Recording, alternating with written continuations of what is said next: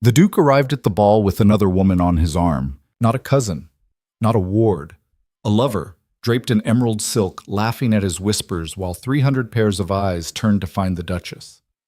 Eveline Thornfield stood alone near the marble colonnade, champagne glass steady in her gloved hand, her face a perfect mask of indifference even as her world cracked open. This was not heartbreak. This was war. And if Alistair Thornfield thought a public humiliation would break her, he'd forgotten who he married. Stay with me. Watch how a woman with nothing but a title and a sharp mind can bring an empire to its knees. Like and comment which city you're watching from. I want to see how far this story travels. The carriage smelled like old leather and her mother's desperation. Eveline sat rigid against the velvet cushions, hands folded in her lap, watching the English countryside blur past in shades of gray and green. Across from her, Lady Harrow dabbed at her eyes with a handkerchief that had seen too much use in the past week. "You'll be a duchess," her mother said for the 100th time, voice thin and pleading. "A duchess, Eveline. Do you understand what that means for our family?" Eveline understood perfectly. It meant her father's debts would disappear. It meant her two younger sisters might actually find decent husbands instead of being parceled off to aging widowers or sent to live as unpaid companions. It meant the Harrow name would survive another generation. It meant absolutely nothing for her. "I understand," she said quietly. "He's a good man, respected, powerful. He's a stranger. Most husbands are, at first." Her mother leaned forward, desperation bleeding through her careful composure. "Eveline, please. I know this isn't what you wanted. What I wanted." Eveline's laugh was sharp enough to cut. "Mother, what I wanted stopped mattering the moment Father gambled away our future." Lady Harrow flinched, the handkerchief twisted between her fingers. Eveline looked away, guilt settling heavy in her chest. None of this was her mother's fault. The woman had done everything right, married well, produced children, managed a household with grace and economy. She'd played by all the rules, and still one man's weakness had destroyed everything she'd built. "I'm sorry," Eveline said, softer now. "I'll do my duty. I promise. That's all I ask." But it wasn't, really. Her mother wanted her to be happy, to find some measure of contentment in this cold transaction. Eveline could see it in the desperate hope that flickered across her face every time she mentioned the Duke's wealth, his estates, his position at court. As if any of that mattered when you were being sold like livestock. The carriage turned through iron gates that stretched 12 feet high. Thornfield Manor rose in the distance, all gray stone and Gothic windows, more fortress than home. Eveline's breath caught despite herself. She'd known the Duke was wealthy, but this was something else entirely. This was power made visible, old money and older bloodlines carved into architecture. "Oh," her mother breathed. "Oh, Eveline, look at it." Eveline looked. She saw a very beautiful prison. The servants lined up like soldiers when the carriage stopped, 20 of them at least, maybe more. A stern-faced woman in black stood at the center, hands clasped, expression carved from granite. "That will be Mrs. Pemberton," Lady Harrow whispered. "The housekeeper. Remember, be gracious but firm. They'll test you." Eveline stepped down from the carriage, willing her legs to stop shaking. The September wind cut through her traveling dress. She lifted her chin, met Mrs. Pemberton's cool gaze, and executed a perfect nod. "Mrs. Pemberton, thank you for the warm welcome." The housekeeper's expression didn't change. "My lady, the Duke is in London on business. He sends his regrets and expects to return within the fortnight." Of course he did. Eveline had met Alistair Thornfield exactly twice before agreeing to marry him. Once at a dinner party where they'd exchanged perhaps 15 words, and once in her father's study where the marriage contract was signed. He'd been polite, distant. His eyes had barely met hers, and now he couldn't even be bothered to be present for her arrival at his home. Their home, she corrected herself bitterly. "I see," Eveline said, voice level. "Then I suppose you'll show me to my rooms?" "Of course, my lady, this way." The entrance hall was magnificent and cold.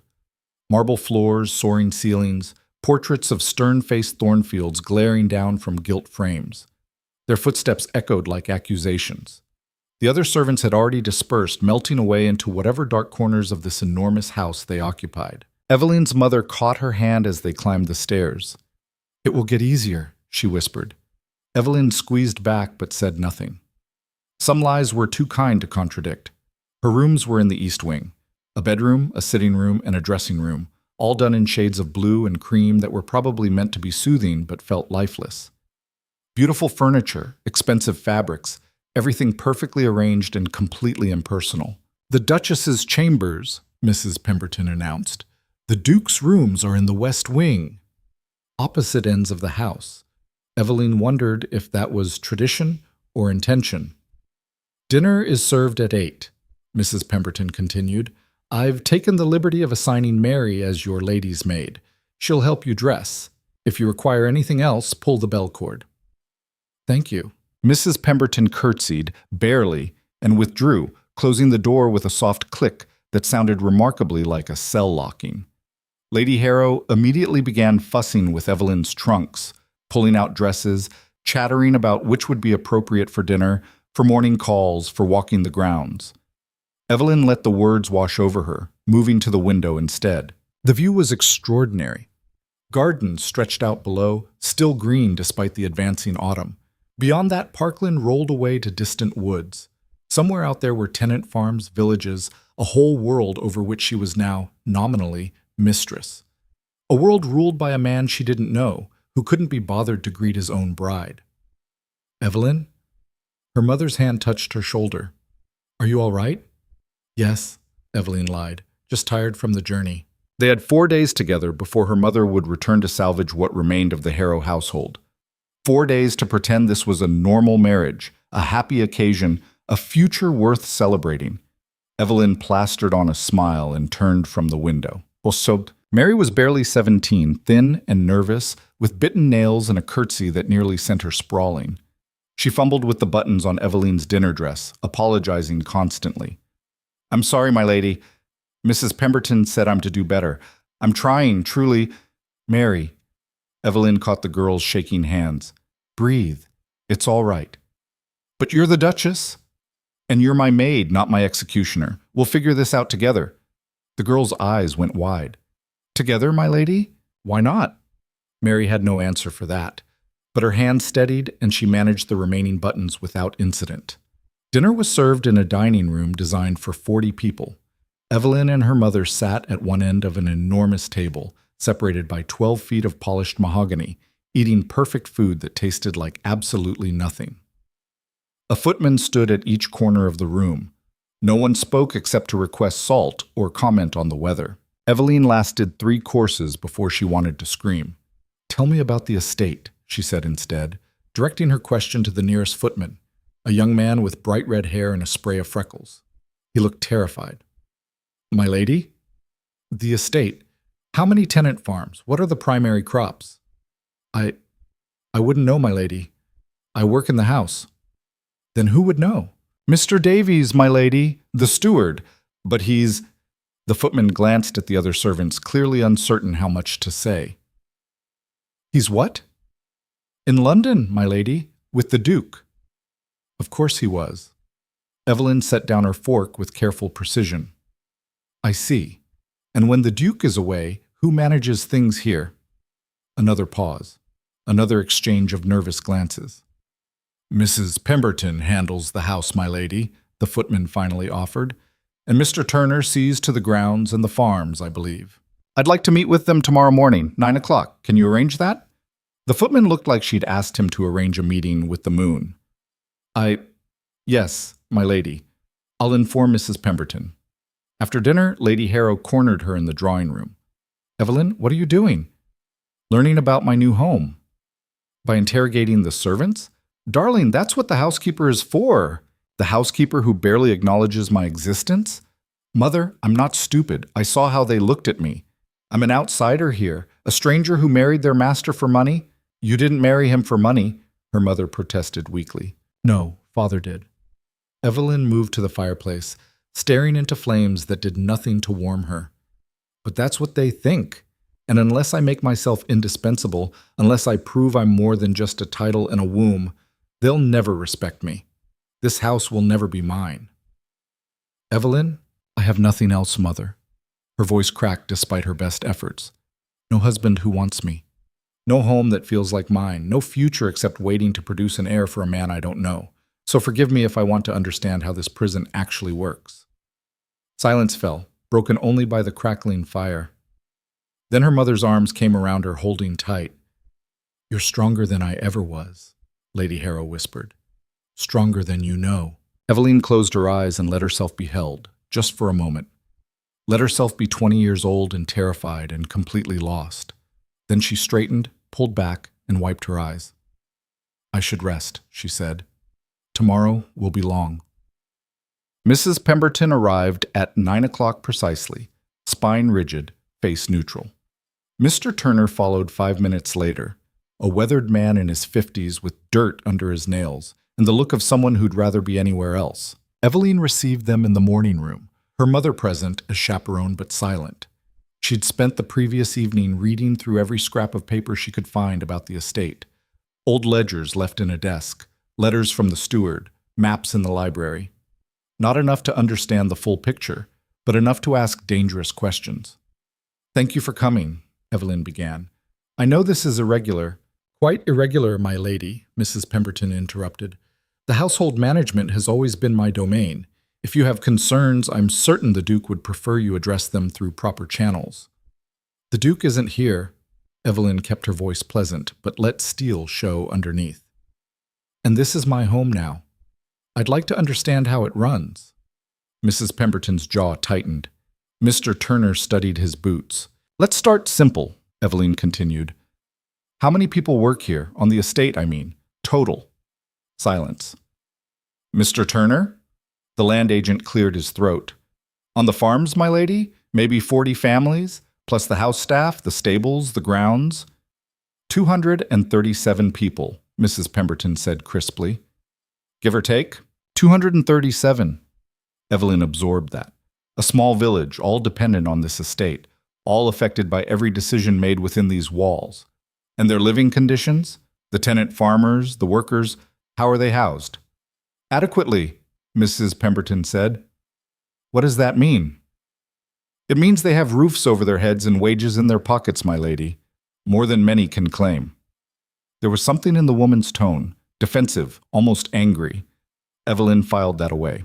"Mr. Turner, I'd like to tour the estate. Today, if possible. I want to see the farms, the cottages, everything." The land agent looked panicked. "Today, my lady? But I haven't prepared. The roads are poor this time of year. I don't need ceremony. I need truth." Eveline stood. "Shall we say 1 o'clock? That gives you time to arrange whatever you need." "My lady, I really must protest," Mrs. Pemberton began. "Noted." Eveline met her gaze steadily. 1 o'clock, Mr. Turner. Thank you both." She swept from the room before either could argue further, her mother following in stunned silence. "Eveline, you can't just—" "Can't what? Take an interest in my own estate?" They were in the hallway now, far enough from the morning room to speak freely. "Mother, they're hiding something. Did you see their faces? I saw you cornering people who've served this family for decades. People who think I'm a temporary inconvenience." Eveline stopped at the base of the stairs. "I won't be dismissed. Not in my own home. Not anymore." Lady Harrow opened her mouth, closed it, then sighed. "You really are going to turn this place upside down, aren't you? If that's what it takes." The tour was worse than Eveline expected. Mr. Turner tried to show her the best cottages first, the newer ones, close to the main road, with decent roofs and garden plots. But Eveline had studied the estate maps. She knew there were workers' cottages farther out, near the old mill. "Let's see those," she said. "My lady, they're quite a ride. I don't mind." The cottages near the mill were falling apart. Literally. Roofs sagging, walls crumbling, windows stuffed with rags because the glass was broken. Eveline counted 6 families living in structures that should have been condemned. "How long have they been like this?" she asked quietly. Mr. Turner wouldn't meet her eyes. "Times have been hard, my lady. The Duke has many expenses." "How long?" 3 years, maybe 4. 4 years. 4 years of the Duke spending lavishly on his London house, his political ambitions, his horses, and his clubs, while people who worked his land lived in squalor. Eveline felt something cold and hard settle in her chest. "Fix them," she said. "My lady, fix them. All of them. I want masons, carpenters, whatever it takes. I want these families in safe housing before winter." "But the Duke hasn't authorized—" "I'm authorizing it." She turned to face him fully. "I'm the Duchess. This is my estate too. Fix the cottages." Mr. Turner's face went red, then white. "The Duke won't like this." "Then he should have been here to make the decision himself." Eveline climbed back into the carriage, hands shaking with anger she refused to show. "See that it's done, Mr. Turner. I'll be checking." The ride back was silent. Her mother touched her hand once, gently, but said nothing. That evening, Eveline wrote her first letter as Duchess of Thornfield. "Your Grace, I arrived safely at Thornfield 3 days ago. The estate is magnificent. I've taken the liberty of authorizing repairs to several tenant cottages that were in dangerous disrepair. I hope this meets with your approval, though I confess I would have acted regardless. I look forward to your return. Your wife, Eveline." She sealed it before she could second-guess the words, then rang for a footman to send it to London. Let him be angry. Let him rage and bluster and remind her who really held the power here. She'd spent her whole life being powerless. She was done. Her mother left 2 days later, tearful and proud in equal measure. "Write to me," Lady Harrow begged. "Tell me everything." "I will." "And Eveline? Be careful. Powerful men don't like being challenged." "I know." Eveline hugged her tight. "But powerless women don't like being caged." She stood in the drive until the carriage disappeared, then turned back to face Thornfield Manor alone. Mrs. Pemberton was waiting in the entrance hall, face carved from ice. "The seamstress is here for your fitting, my lady." "Thank you. I'll see her in an hour." "She's been waiting since 10. Then she can wait another hour." Eveline pulled off her gloves. "I need to speak with you first, privately." They faced each other in the morning room, two women engaged in a silent war neither had declared. "I don't know what you think you're doing," Mrs. Pemberton said finally, dispensing with pretense. "But this household has run perfectly well for 30 years without interference." "Interference?" Eveline's laugh was sharp. "Is that what you call caring about the people who work here?" "I call it overstepping. You've been here less than a week. And in that week, I've learned that families are living in houses that could collapse on them at any moment. That wages are being skimmed somewhere between the Duke's accounts and the workers' pockets. That the household budget hasn't been properly audited in 3 years. Eveline advanced a step. "So, yes, Mrs. Pemberton, I'm interfering because someone has to." The housekeeper's face flushed dark red. "How dare you? How dare you?" Eveline's voice dropped to something quiet and deadly. "You're skimming money. Not much, just enough that it wouldn't be noticed in the general chaos of this place. But I noticed. And if you don't want me to mention it to the Duke when he returns, you'll start cooperating." Silence crashed down like a wave. Mrs. Pemberton's hands trembled. "You have no proof." "I have ledgers. I have receipts. I have enough to raise very uncomfortable questions." Eveline softened her voice slightly. "I don't want to destroy you, Mrs. Pemberton. I want to work with you, but I will not be undermined in my own home. Are we clear?" The housekeeper's composure cracked, just slightly. Fear flickered across her face, followed by calculation, then something like grudging respect. She said hoarsely. "Good." Eveline moved to the door. "Now, let's discuss the household accounts properly. I want to see everything. What comes in, what goes out, where every penny goes. And then we're going to fix this together." Mrs. Pemberton stared at her for a long moment. Then, impossibly, she almost smiled. "Yes, my lady." The Duke returned on a Tuesday. Eveline heard the commotion from the library where she'd been reviewing contracts, horses in the drive, servants rushing, Mrs. Pemberton's voice rising in welcome. She set down her papers carefully, smoothed her dress, and waited. He'd come to her. Eventually. 10 minutes passed. 20. An hour. He didn't come. Eveline stood, straightened her spine, and went to find her husband. She found him in his study, boots still muddy from the road, reading through a stack of correspondence with a glass of whiskey at his elbow. He didn't look up when she entered. "Your Grace," she said quietly. "Eveline?" He still didn't look at her. "I trust you've settled in." I have, thank you. Good. Silence stretched between them like a physical thing. Eveline counted to 10, then 20. He just kept reading. Did you receive my letter? She asked finally. I did. And? And what? He finally looked up, and Eveline felt the full weight of his attention for the first time. Alistair Thornfield was handsome in a cold, classical way. Dark hair, gray eyes, features that might have been carved from marble. No warmth, no welcome, just assessment. You spent my money without permission. I'm displeased. Was there something else? Heat flooded Eveline's cheeks. Those cottages were dangerous. Those cottages are my concern, not yours. I'm your wife. This is my home now. How is it not my concern? Your concern, he said, voice dropping to something dangerous, is to provide an heir and manage the household, not to make unilateral decisions about estate business. Someone had to make a decision. You weren't here. I'm here now. He stood, and Eveline realized how much taller he was, how much space he took up, how easily he dominated a room. Let me be very clear, Eveline. I married you because I needed a Duchess, someone presentable, adequately bred, capable of performing the basic functions required of the role. I did not marry you to have a partner in managing my affairs. Every word landed like a blow. Eveline forced herself to stand steady, to keep her voice level. Then what exactly did you marry me for? I just told you, no. You told me what you need me to do. What do you need me to be? He stared at her, genuine confusion crossing his face. I don't understand the question. I know. Eveline felt something break inside her chest, not her heart, but something she hadn't known she was still holding on to. Hope, maybe. Thank you for clarifying your expectations, Your Grace. I'll endeavor to meet them. She turned to leave. Eveline. She stopped but didn't turn around. We'll dine together tonight, 8 o'clock. Wear something appropriate. Of course, Your Grace. She made it to her rooms before the tears came. Not many. She wouldn't give him that.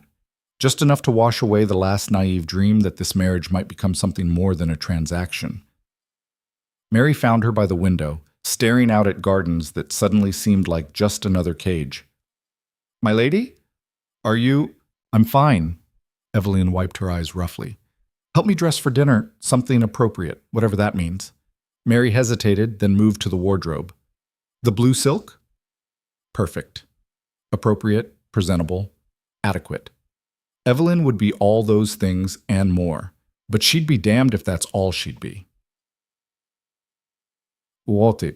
Dinner was excruciating. Alistair sat at the head of the table, Eveline to his right, the distance between them somehow greater than the 12 feet of polished wood. He asked about her health, her comfort, whether she needed anything for her rooms. Every question was perfectly polite and completely empty. I've been reviewing the estate ledgers, Eveline said during the third course, desperate to find some common ground. There are some interesting opportunities if we invested in... I have a steward for that. Yes, but Eveline, he set down his fork. I appreciate your enthusiasm. But estate management is complex. It requires years of experience and understanding you simply don't have. Then teach me. Why would I do that? The question was genuinely curious, not cruel. Somehow that made it worse. Because I'm your wife, Eveline said quietly. Because I live here too. Because I have a mind and I'd like to use it for something more than choosing curtains. Most duchesses would be content with choosing curtains. I'm not most duchesses. No? He studied her with those cold gray eyes. You're not. I'm beginning to realize that might be a problem. Eveline's hands clenched in her lap. A problem. You don't understand your role here, the boundaries, the expectations. He reached for his wine. But you will, in time. And if I don't want to, that's irrelevant. The words hung in the air like a death sentence. Eveline stood carefully, set her napkin beside her plate. Forgive me, Your Grace. I seem to have lost my appetite. Sit down. We're not finished. I am. She walked out before he could respond, before her composure could crack, before she could scream at him everything she was thinking. In her rooms, she dismissed Mary and locked the door. Then she pulled out paper and ink and began to write. Not a letter, a plan. If Alistair Thornfield wanted a duchess who knew her place, fine. She'd be a duchess, but she'd be one on her own terms. She'd master this estate, this household, this role he'd forced her into. She'd become so indispensable, so perfect at every function he required, that he'd have no choice but to acknowledge her worth. And then, maybe, she'd have leverage. Maybe then she'd have power. The clock struck midnight before she finished. Pages of notes, ideas, strategies, ways to improve the estate's efficiency. Plans for the tenant cottages, for the household staff, for modernizing systems that hadn't changed in decades. She'd start tomorrow. Small steps. Build alliances with the servants, with Mr. Turner, with anyone who'd listen. Prove herself indispensable. Become more than just adequate. Eveline fell asleep at her desk, surrounded by plans for a future she'd have to fight for with every breath. Outside, storm clouds gathered. Inside Thornfield Manor, two strangers who shared a name and nothing else retreated to opposite wings of a house that was far too large and far too cold for either of them to call home. The marriage had begun. The war was just starting. The servants' hall smelled like burned porridge and old regrets. Eveline descended the narrow stairs just after dawn, Mary trailing behind her with mounting horror written across her face. "My lady, you can't. This isn't. Mrs. Pemberton will have my head. Mrs. Pemberton answers to me." Eveline pushed open the heavy door at the bottom. "Or she will soon enough." The kitchen fell silent. 20 faces turned toward her. Scullery maids with raw hands, footmen mid-breakfast, a cook with flour dusted across her formidable bosom. All of them frozen, staring at the Duchess who'd just invaded their domain like some mythical creature stumbled into the wrong world. Mrs. Pemberton rose from her seat at the head of the table, face pale with fury. "My lady, this is highly irregular." "I know." Eveline moved into the room, forcing herself not to flinch at the smell, the cramped space, the sheer wrongness of 20 people eating in a room half the size of her sitting room. "I won't keep you long. I wanted to introduce myself properly." More silence. Someone's spoon clattered against a bowl. "You've all been very patient with me these past weeks," Eveline continued. "I know I've disrupted routines, asked too many questions, made demands without understanding how things work here." She paused, meeting as many eyes as would meet hers. "I'm sorry for that, but I'm not sorry for caring about this estate, about making it better. And I'm asking, not ordering, for your help." "Help with what, my lady?" The cook spoke up, voice rough with decades of smoke and shouting. "Begging your pardon, but what does a duchess need from the likes of us?" "Everything." Eveline pulled out a sheaf of papers from her pocket. "I've been reviewing the household accounts. We're spending too much on supplies that don't arrive, paying for services that aren't rendered. Someone's stealing from this house, and it's hurting all of us." Murmurs rippled through the room. Mrs. Pemberton's jaw clenched. "I think we can do better," Eveline said quietly. "I think we can create something here that's never existed before. A household that actually takes care of the people who run it. But I can't do it alone. I need to know what's really happening, where the money goes, what you need that you're not getting. And if we tell you," this from a young footman, the red-haired one who'd served her that first dinner, "what then? Then I fix it. Or I try to." She folded the papers. "I know you don't trust me. I'm an outsider, the new Duchess, someone who'll probably be gone or irrelevant within a year. But I'm asking you to take a chance anyway, because things as they are now, they're not working, not for any of us." The silence that followed felt different, fragile. Possibility hung in the air like frost. Mrs. Pemberton stood. "My lady, might I have a word? Privately?" They faced each other in the pantry, surrounded by jars of preserves and the sharp smell of vinegar. "You're going to destroy everything," Mrs. Pemberton said, voice shaking. "Do you understand that? The order, the hierarchy, the way things have worked for generations. The way things have worked is broken." Eveline kept her voice level. "Half these people are terrified of you. The other half are stealing because they're not paid enough to survive. And somewhere in the middle, the Duke's money is disappearing into pockets that aren't his. You think you can just waltz in and change everything? I don't want to change everything. I want to fix what's broken." Eveline moved closer. "Work with me. Help me understand the real problems. We can make this place better for everyone, including you." Mrs. Pemberton's laugh was bitter. "You're so naive. You think the Duke will allow any of this? He'll be back from London in a month, maybe 2, and he'll tear down everything you've built. Then we'd better make ourselves indispensable before he returns. The housekeeper stared at her. You're serious? Completely. You'll ruin us both. Or save us both. Eveline held out her hand.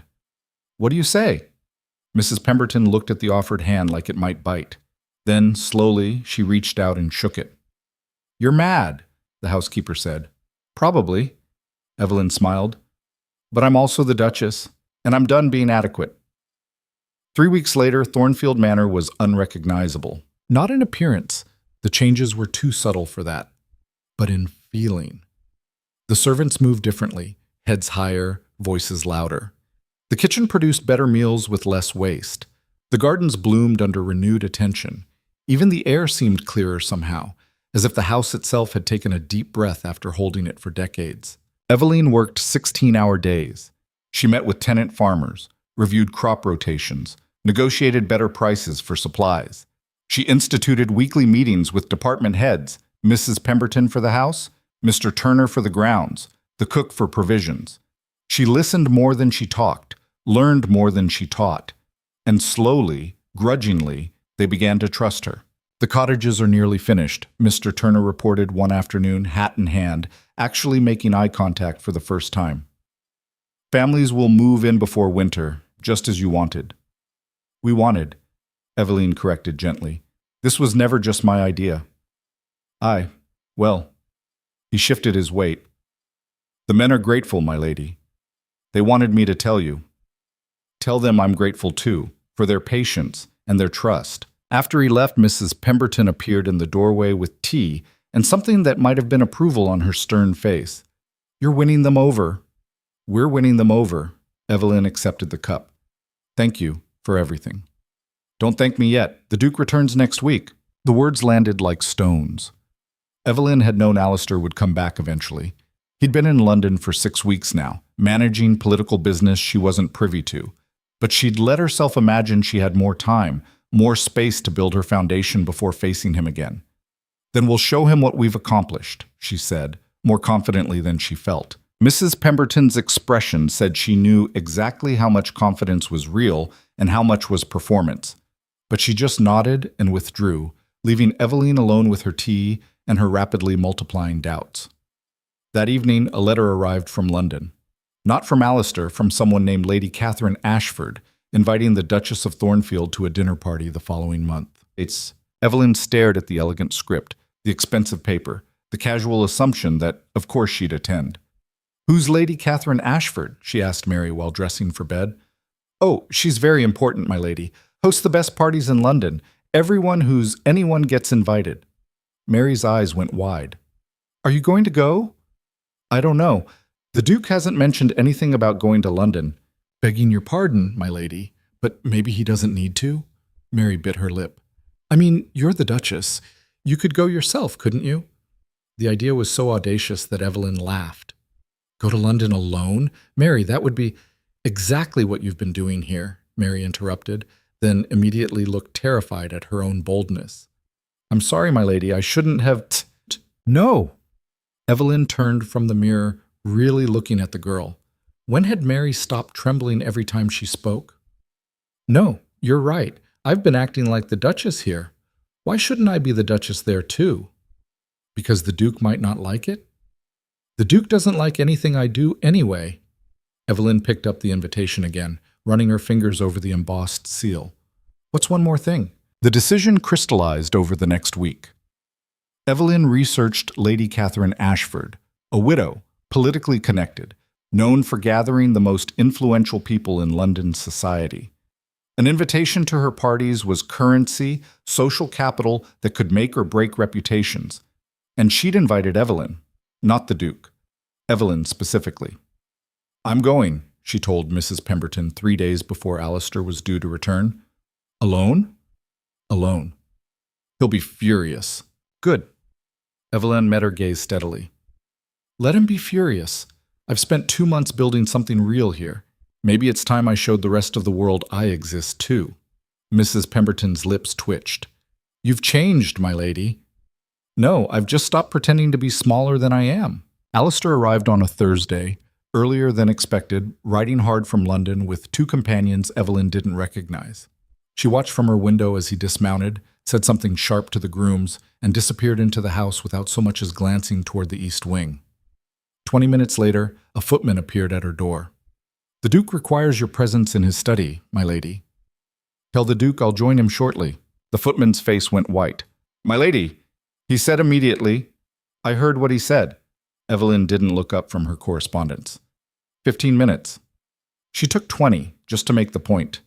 Changed into a different dress, deeper blue, more formal. Had Mary arranged her hair in a style that added 2 inches to her height.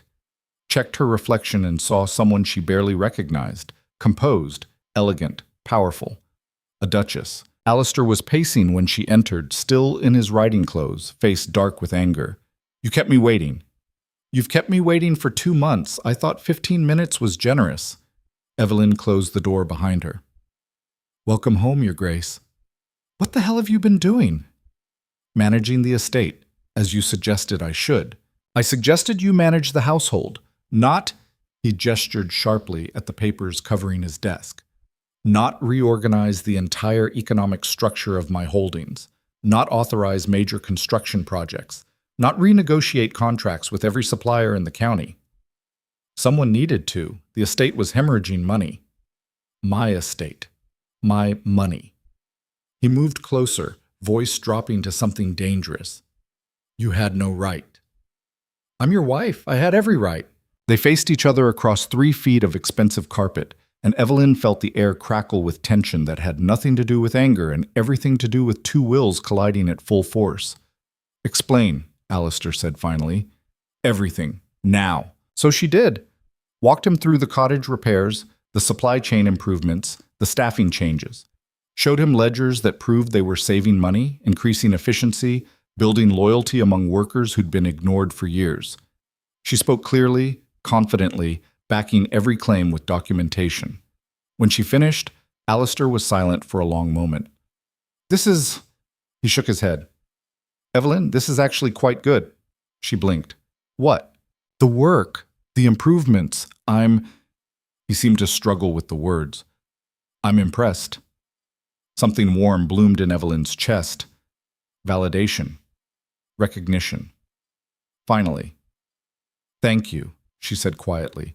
"But it doesn't change the fundamental problem." The warmth died. "You did all this without consulting me, without permission. You overstepped your authority." "I don't have authority. That's the problem." Eveline's voice shook despite her best efforts. "You want me to be a duchess, but only in name. You want me to manage things, but only within boundaries you've never actually defined. You want me to be present but invisible, useful but powerless. It's impossible, Alistair. I can't live like that." "You're being dramatic." "I'm being honest." She moved to his desk, planted her hands on the surface. "I'm good at this? You just said so yourself. I'm making your estate more profitable, your workers more loyal, your household more efficient. But instead of being grateful, you're angry because I did it without asking permission first. Because that's how marriage works. No, that's how ownership works." The words came out harder than she intended. "You don't want a wife. You want a very expensive servant." Alistair's jaw clenched. "You're out of line. Then dismiss me. Send me back to my family. Annul the marriage." She straightened, met his eyes. "But if you want me to stay, if you want me to be the Duchess you needed me to be, then you need to actually let me do it. Not just the parts you approve of. All of it." Silence fell like a blade. Then Alistair laughed, sharp and humorless. "You have no idea what you're asking for." "Don't I? Being a duchess in this house, in this world, it's not about running estates efficiently or being clever with ledgers. It's about appearances, politics, saying the right things to the right people while never, ever showing weakness." His voice went cold. "You think you're ready for that? You can't even survive dinner with me without running away." The blow landed exactly where he meant it to. Eveline felt her face heat. That was different. It was honest. "Which is why you'll never succeed in London." He turned away from her. "You wear your heart on your sleeve, Eveline. You care too much, show too much. Society will eat you alive." "Then maybe society needs better table manners." He actually smiled at that, though it didn't reach his eyes. Clever, but cleverness won't protect you when the vultures circle. Is that what you are? A vulture? No. He looked at her then, really looked, and for just a moment she saw something raw underneath the ice. I'm the one who learned to fly with them. The moment stretched, fragile and strange. Then someone knocked on the door and it shattered. Enter, Alistair called. A servant appeared with more correspondence. Alistair took it, dismissed the man, and began reading without another word to Eveline, as if she'd ceased to exist the moment someone else entered the room. I'm going to London, she said. He glanced up. What? I've been invited to Lady Catherine Ashford's dinner party. I'm accepting. Alone? Unless you'd like to accompany me. Alistair stared at her like she'd suggested burning down the house. You can't be serious. Completely serious. Eveline, you don't understand what you're walking into. Lady Catherine's parties aren't social events. They're blood sport. Everyone there will be watching you, judging you, looking for any weakness they can exploit. Then I won't show weakness. You don't know how. Frustration bled through his careful control. This isn't managing an estate where you can charm people and work hard and earn respect. This is performance, theater. One wrong word, one inappropriate laugh, and your reputation, our reputation, is destroyed. Our reputation, Eveline repeated softly. Tell me, Your Grace, when did you start caring about our reputation? When you left me alone here for 2 months? When you made it clear I was just a convenient womb you purchased? Or is it only now when I might actually embarrass you in front of people who matter? His face went very still. That's unfair. Is it? I married you to give you a life most women would kill for. You married me to give you an heir. Eveline moved toward the door. Let's at least be honest about that much. And now I'm going to London to show society that the Duchess of Thornfield is more than just a breeding prospect. You can either support me or stay here. But you won't stop me. She left before he could respond, heart hammering, hands shaking with adrenaline and terror in equal measure. Mary found her in her rooms 20 minutes later, already pulling gowns from the wardrobe. My lady, is it true? Are we really going to London? We are. Eveline held up a green silk dress, considered it, set it aside. I need you to help me pack. Everything appropriate for high society, nothing too flashy, nothing too plain. I need to look like I belong there. You're the Duchess. You do belong there. Tell that to my husband. Eveline's laugh was bitter. He thinks I'll embarrass him. Prove him wrong, apparently, is beyond my capabilities. Then prove him wrong. Eveline turned to find Mary standing straighter than usual, chin lifted, eyes bright with something that looked like rebellion. When did you get so bold? Eveline asked. When you showed me it was possible, my lady. Mary grabbed another dress. Now come on, let's show London what a real duchess looks like. They left 3 days later, Eveline in the Thornfield carriage, with the ducal crest emblazoned on the side, Mary as her companion, and enough luggage for a month's stay, though the party was only 1 night. Alistair stood in the drive as they departed, face unreadable, saying nothing. Eveline didn't look back. The London house was smaller than Thornfield, but more elegant, all white stone and tall windows, positioned perfectly in Mayfair, where everyone who mattered could see who came and went. The servants there were different too, more polished, more practiced at invisible service. They curtsied to Eveline with perfect precision and absolutely no warmth. The blue bedroom has been prepared for you, Your Grace, the housekeeper said. Will you be dining in this evening? Yes, thank you. And will the Duke be joining you? The question hung in the air like an accusation. The Duke remains at Thornfield, Eveline said evenly. I'm here alone. Whispers followed her up the stairs. She pretended not to hear them. That night she stood at the window of her bedroom and looked out at London. Thousands of lights, thousands of lives, a whole world she'd been shut out of for months. Tomorrow night she'd walk into Lady Catherine's party and either prove she belonged here or confirm every doubt her husband had ever had about her. Terror and excitement warred in her chest. The door opened behind her. Mary, carrying tea. Couldn't sleep either, my lady. No. Eveline accepted the cup. Mary, what if he's right? What if I'm completely unprepared for this?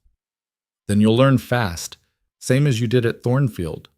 Mary sat down, actually sat, without being invited, a familiarity that would have been unthinkable 2 months ago. My lady, Can I say something? Always. You're scared of the wrong thing. Eveline blinked. What? You're scared of embarrassing the Duke, of saying the wrong thing, of not fitting in? Mary leaned forward. But the real danger isn't that you'll fail. It's that you'll succeed, and then you'll have to decide what to do with that power. The words settled over Eveline like a prophecy. What would you do? She asked. If you were me, Mary smiled. I'd burn the whole thing down and build something better. That's treason against basically everyone. You asked. Eveline laughed despite herself. Remind me to give you a raise. Remind me to accept it. They sat together in comfortable silence, drinking tea and watching London prepare for sleep. Somewhere out there, Lady Catherine Ashford was planning a party that would either make or break the woman everyone knew as the Duke's forgotten wife. Eveline intended to make it memorable. The next evening, she dressed in midnight blue silk that made her skin glow and her eyes look darker. Mary arranged her hair in an elaborate style that took an hour and used every pin they'd brought. Sapphires that had belonged to Alistair's mother, now technically Eveline's, glittered at her throat and wrists. She looked like a duchess. Now she just had to act like one. Lady Catherine's townhouse blazed with light and noise. Carriages lined the street, disgorging lords and ladies in their finest. Eveline's carriage pulled up, the footman opened the door, and for one terrible moment she couldn't move. Then Mary squeezed her hand. You've got this. Eveline stepped down into the London night and walked straight into the lion's den. The entrance hall was packed with people who all seemed to know each other, laughing and talking in clusters that closed ranks as she passed. Eveline kept her spine straight, her expression pleasant but not eager, exactly the way Mrs. Pemberton had taught her to manage difficult social situations. The Duchess of Thornfield, the butler announced. Conversation stopped. Heads turned. Every eye in the room locked onto her with the precision of marksmen. Lady Catherine materialized from the crowd, a striking woman in her 40s, silver threading through dark hair, eyes sharp enough to cut glass. Your Grace! She curtsied just enough to be polite, not enough to show deference. How delightful that you could join us. We so rarely see you in town. Lady Catherine, thank you for the invitation. Eveline matched her curtsy exactly. I've been occupied with estate business, but I couldn't pass up an opportunity to meet you. How industrious. Lady Catherine's smile didn't reach her eyes. And where's the Duke this evening? Here it was. The first test. Eveline could make excuses, imply he'd wanted to come but couldn't, save face for them both. Instead, she met Lady Catherine's gaze directly. At Thornfield, we find we're more efficient managing different aspects of our holdings separately. A murmur rippled through the nearest cluster of guests. Lady Catherine's eyebrows rose. How modern of you. How practical, I think. Indeed. Lady Catherine linked her arm through Eveline's with the casual possession of someone who owned every room she entered. Come, let me introduce you to everyone. I'm sure they're all dying to meet the mysterious Duchess who's been hiding in the country. Not hiding, Eveline wanted to say. Building. But she just smiled and let herself be led into the glittering crowd, into the danger and opportunity and terror of a world that had no idea what she was capable of yet. By midnight, she'd know if she was strong enough to survive it. By midnight, Eveline had learned 3 things about London society.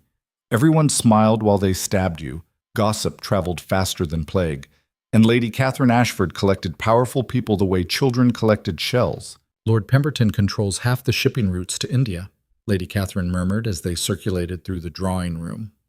The woman in yellow is Lady Sarah Devlin. Her father sits on the King's Council. And that gentleman by the fireplace is Mr. Edmund Cross. No title, but more money than most dukes and twice the influence. Eveline absorbed the information, cataloging faces and names and connections. This wasn't so different from managing Thornfield's staff, understanding who held real power versus who just performed it. And the gentleman watching us from the corner? Eveline asked. The one who hasn't stopped staring since we entered? Lady Catherine's smile sharpened. Ah, that's Lord Marcus Whitmore, a particular friend of your husband's, I believe. They served together in some military capacity years ago. The way she said particular friend made Eveline's instincts prickle. Should I speak with him? If you're brave. Lady Catherine patted her arm. He's rather protective of Alistair. Might not take kindly to the wife showing up alone in London. Then I definitely should speak with him. Lady Catherine laughed, genuine this time. Oh, I do like you. Most new duchesses are so timid. Go on then, let's see what you're made of. Eveline crossed the room with her heart hammering but her stride steady.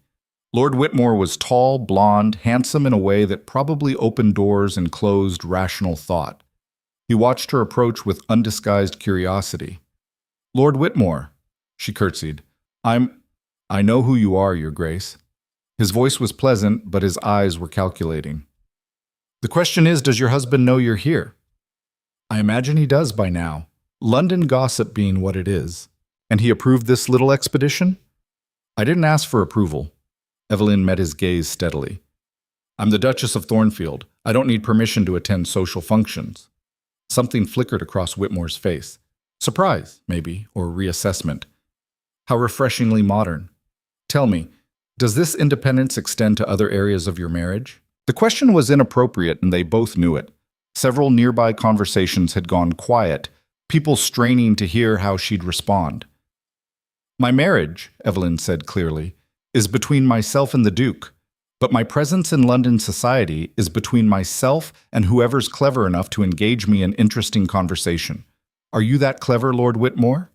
His eyebrows rose. Then he laughed, loud enough to draw more attention. Alistair didn't mention you had teeth. Alistair doesn't know me well enough to mention much of anything. The words were out before she could stop them. Too honest, too raw. Exactly the kind of weakness Alistair had warned her not to show. But Whitmore's expression shifted to something like respect. No, I suppose he doesn't. He never was particularly good at seeing what was right in front of him. He gestured to a nearby settee. Shall we sit?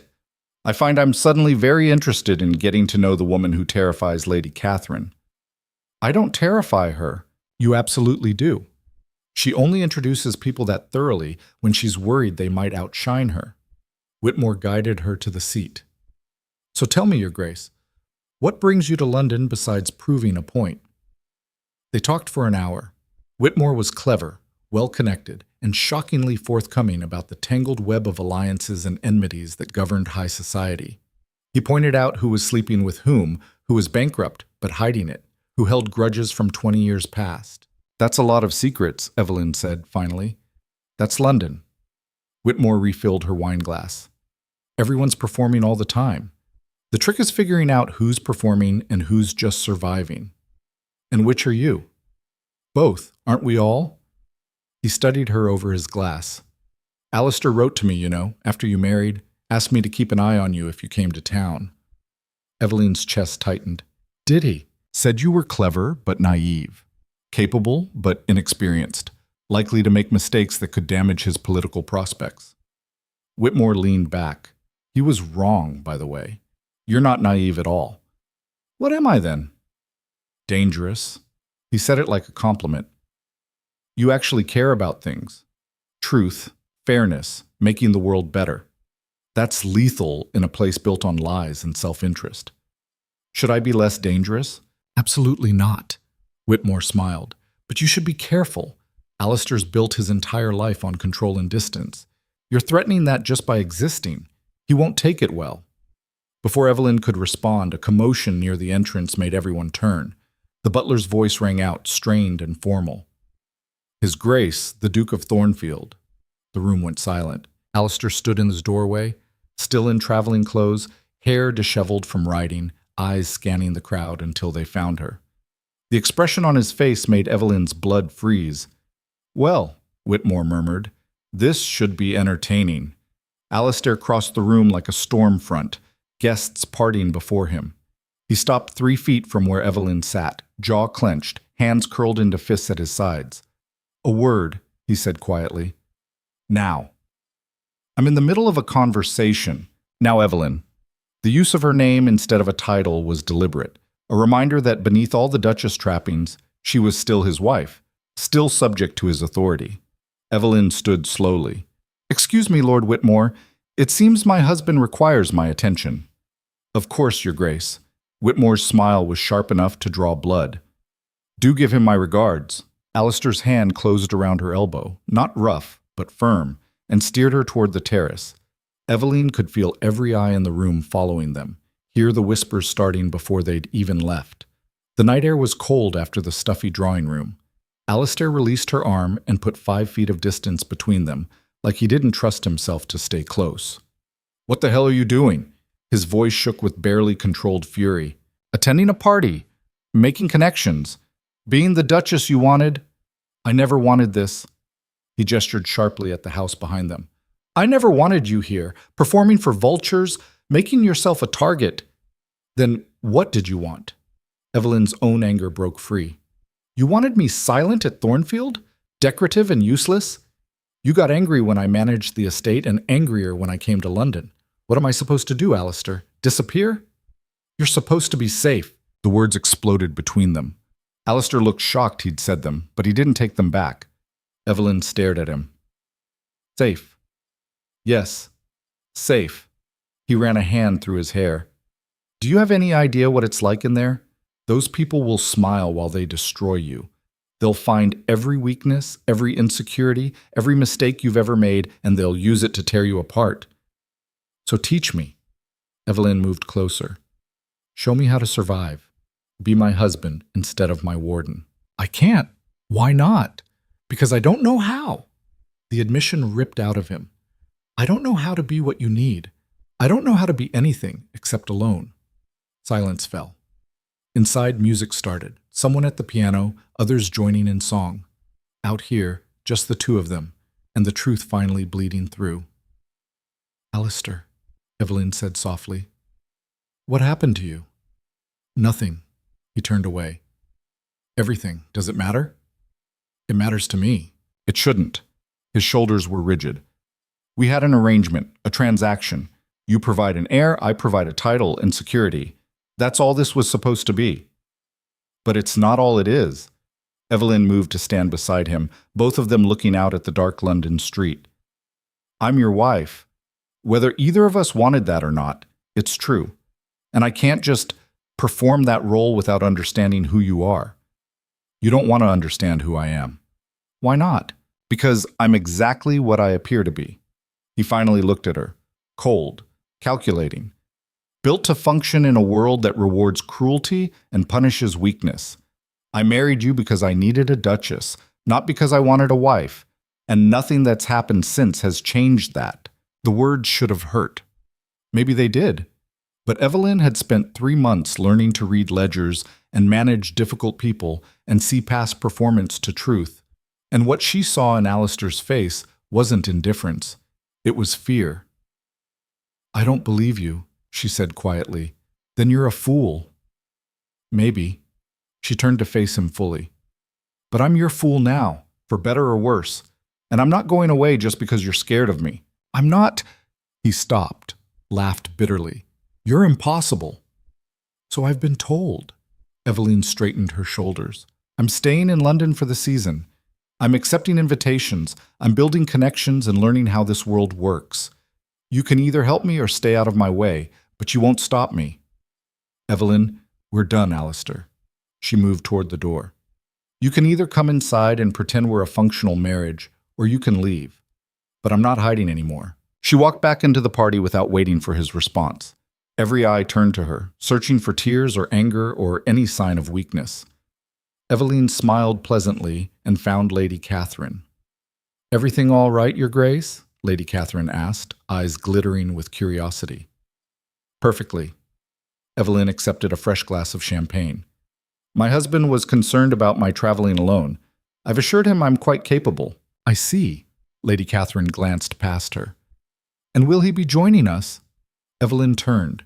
Alistair stood in the terrace doorway, looking at her with an expression she couldn't read. Then he stepped into the room, straightened his coat, and crossed to shake hands with Lord Pemberton like nothing had happened, like they hadn't just torn each other open. The party continued. Eveline met more lords and ladies, danced twice, laughed at jokes she didn't find funny. Alistair stayed on the opposite side of the room, watching her, always watching. It was 2 a.m. when carriages finally began to leave.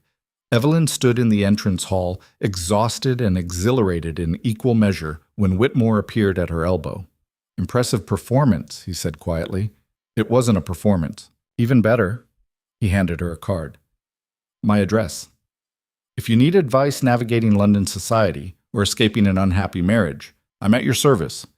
Eveline took the card, knowing Alistair was probably watching, knowing this would cause problems later. Thank you. One more thing. Whitmore leaned closer. Be careful of Lady Catherine. She's collecting you for a reason. What reason? Haven't figured that out yet, but with Catherine, there's always an angle. He tipped his hat. Good night, Your Grace. Welcome to London. The Thornfield carriage was waiting. Eveline climbed in, expecting to ride alone, but Alistair followed, settling on the opposite bench, silent and tense. They rode through dark streets without speaking. Eveline watched London blur past the window, the city that was now hers to conquer or be conquered by. That was reckless, Alistair said finally. That was necessary. You made us look divided. We are divided. Eveline met his gaze. But I'm done pretending otherwise. More silence. Then Alistair leaned forward, elbows on his knees, suddenly looking exhausted.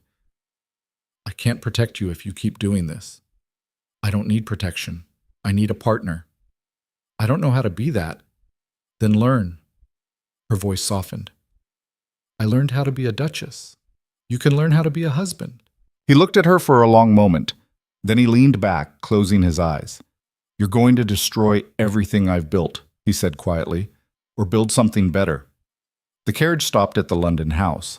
Alistair climbed out first, then offered his hand to help her down. His fingers were warm despite the cold night. I'm staying in London, he said, at least for the season. Someone needs to make sure you don't burn down high society. I thought you had business at Thornfield. I do. But apparently my wife is more dangerous unsupervised. He released her hand. We'll discuss terms in the morning. Terms? You want to be the Duchess in public? Fine. But there will be rules, boundaries, things we agree on before you charge into battle again. It wasn't partnership, but it was something. All right, Eveline said, in the morning. She climbed the steps to the house, feeling his eyes on her back. Inside, Mary waited with hot tea and a dozen questions Eveline was too tired to answer. How was it, my lady? Terrifying. Eveline collapsed into a chair. And exhilarating, and I think I might have just started a war. With who? Everyone. She laughed weakly. Everyone except the people I actually need on my side. Mary helped her undress, chattering about the other servants' gossip, the rumors already spreading about the Duke and Duchess's public confrontation. Eveline let the words wash over her, too exhausted to care. She fell asleep thinking about Alistair's face on the terrace, the fear underneath the anger, the admission that he didn't know how to be what she needed. At least that made two of them. The next weeks blurred together. Eveline attended every party, every dinner, every social function she was invited to. She learned who was friendly and who was performing friendliness, learned to smile while dodging verbal knives, learned the difference between genuine offers of alliance and traps disguised as invitations. Alistair attended too, usually arriving separately, leaving separately, but always present, watching. Intervening when conversations got too dangerous, making sure she didn't commit social suicide. It wasn't partnership, but it was something. You're getting better at this, he said one evening after yet another party. They were in the carriage again. They always rode home together now, this strange ritual of debriefing in the dark.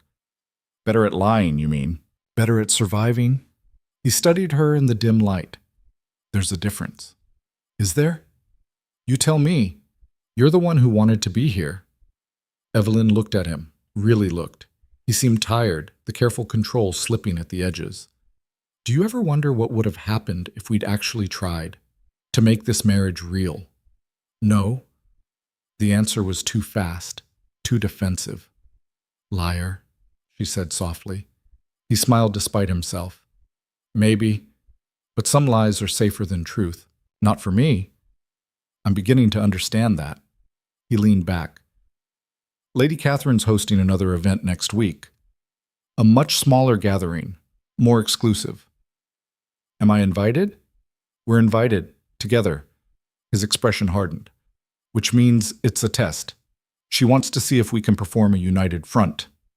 Can we? Can you? Eveline held his gaze. I've been performing for 3 months, Alistair. I think I can manage one more night. This is different. Smaller groups mean more scrutiny, Every word, every gesture will be analyzed. He paused. We'll need to look like we actually like each other. What a novel concept. Eveline, I know. She softened. I'll be careful. I promise. The night of Lady Catherine's dinner arrived with sleet and sharp wind. Eveline dressed in silver silk that made her look like winter incarnate. Alistair wore black, severe and elegant, every inch the powerful Duke. They arrived together, his hand on her back as they entered. A statement. The dinner was indeed small, only 20 guests, all carefully chosen. Lord and Lady Pemberton, Mr. Edmund Cross and his wife, several members of Parliament, and Lord Whitmore watching them with undisguised amusement. Your Graces, Lady Catherine greeted them warmly. How lovely to see you together, and looking so united. There was a question under the words. Eveline smiled and leaned slightly into Alistair's side. We find we work better as a team, she said pleasantly. How charming. Lady Catherine's eyes glittered. Do come in. Dinner is almost ready. The dining room was intimate, the conversation carefully steered by their hostess. Politics mostly, tensions with France, trade negotiations, whispers of reform movements that threatened to upend the established order. What do you think, Your Grace? Lady Catherine directed the question at Eveline. Should the merchant class have more representation in Parliament? A trap. Answer too liberally, and she'd offend half the room. Too conservatively, and she'd sound like a puppet. I think, Eveline said carefully, that competent people should have voices and decisions that affect them. Whether they're merchants or lords or farmers seems less important than whether they actually understand the issues at hand. Silence. Then Mr. Cross laughed. Well said, Your Grace. Perhaps we should appoint you to Parliament. Women in Parliament, someone scoffed. What's next? Women voting? Why not? Eveline kept her tone light. We manage estates, raise future leaders, and generally keep civilization running. Seems we're already doing the work without the recognition. The table erupted in debate. Some appalled, some intrigued, all engaged. Eveline caught Alistair watching her with something that might have been pride. After dinner, the men retreated to cigars and brandy while the women moved to the drawing room. This was where the real danger lived. No formal structure, just social combat disguised as conversation. Lady Catherine settled beside Eveline like a cat choosing its prey. You're quite the sensation, she said. Everyone's talking about the Duchess who appeared from nowhere and conquered London in a month. I haven't conquered anything. Haven't you? Lady Catherine sipped her wine. You've made yourself indispensable at half the important gatherings in town. You've earned Lord Whitmore's respect, which is notoriously difficult. And you've apparently tamed the Duke of Thornfield into actually being a husband. I haven't tamed anyone. No, that's what makes it so fascinating. Lady Catherine leaned closer. Most women in your position would have retreated after that first public argument, but you doubled down, made yourself too visible to ignore, forced him to either acknowledge you or be publicly humiliated by your absence. Eveline's heart hammered. I don't know what you mean. Of course you do. You're playing chess while everyone else is playing cards. Lady Catherine's smile was sharp. The question is, what's your endgame? I don't have an endgame. I'm just trying to survive. Liar. Lady Catherine set down her glass. You're trying to win, and I'd like to help. Why? Because powerful women should help each other. And because I think you're exactly what London needs. Someone who actually cares about making things better instead of just maintaining the status quo. She paused. I'm hosting a charity event next month, raising money for orphanages. I want you to co-host with me. Eveline blinked. That's very generous, but it's strategic. Lady Catherine's voice dropped. You need legitimacy, real power in society, not just novelty. This will give it to you. Work with me, and in 6 months you'll be one of the most influential women in London. And what do you get out of it? An ally. Someone I can trust to actually use power for something besides personal gain. Lady Catherine met her eyes. I've been doing this alone for 15 years, Eveline. I'm tired of fighting battles by myself. Help me, and I'll teach you everything I know. It was tempting, dangerously tempting. I need to think about it, Eveline said. Of course. But don't think too long. Opportunities like this don't wait.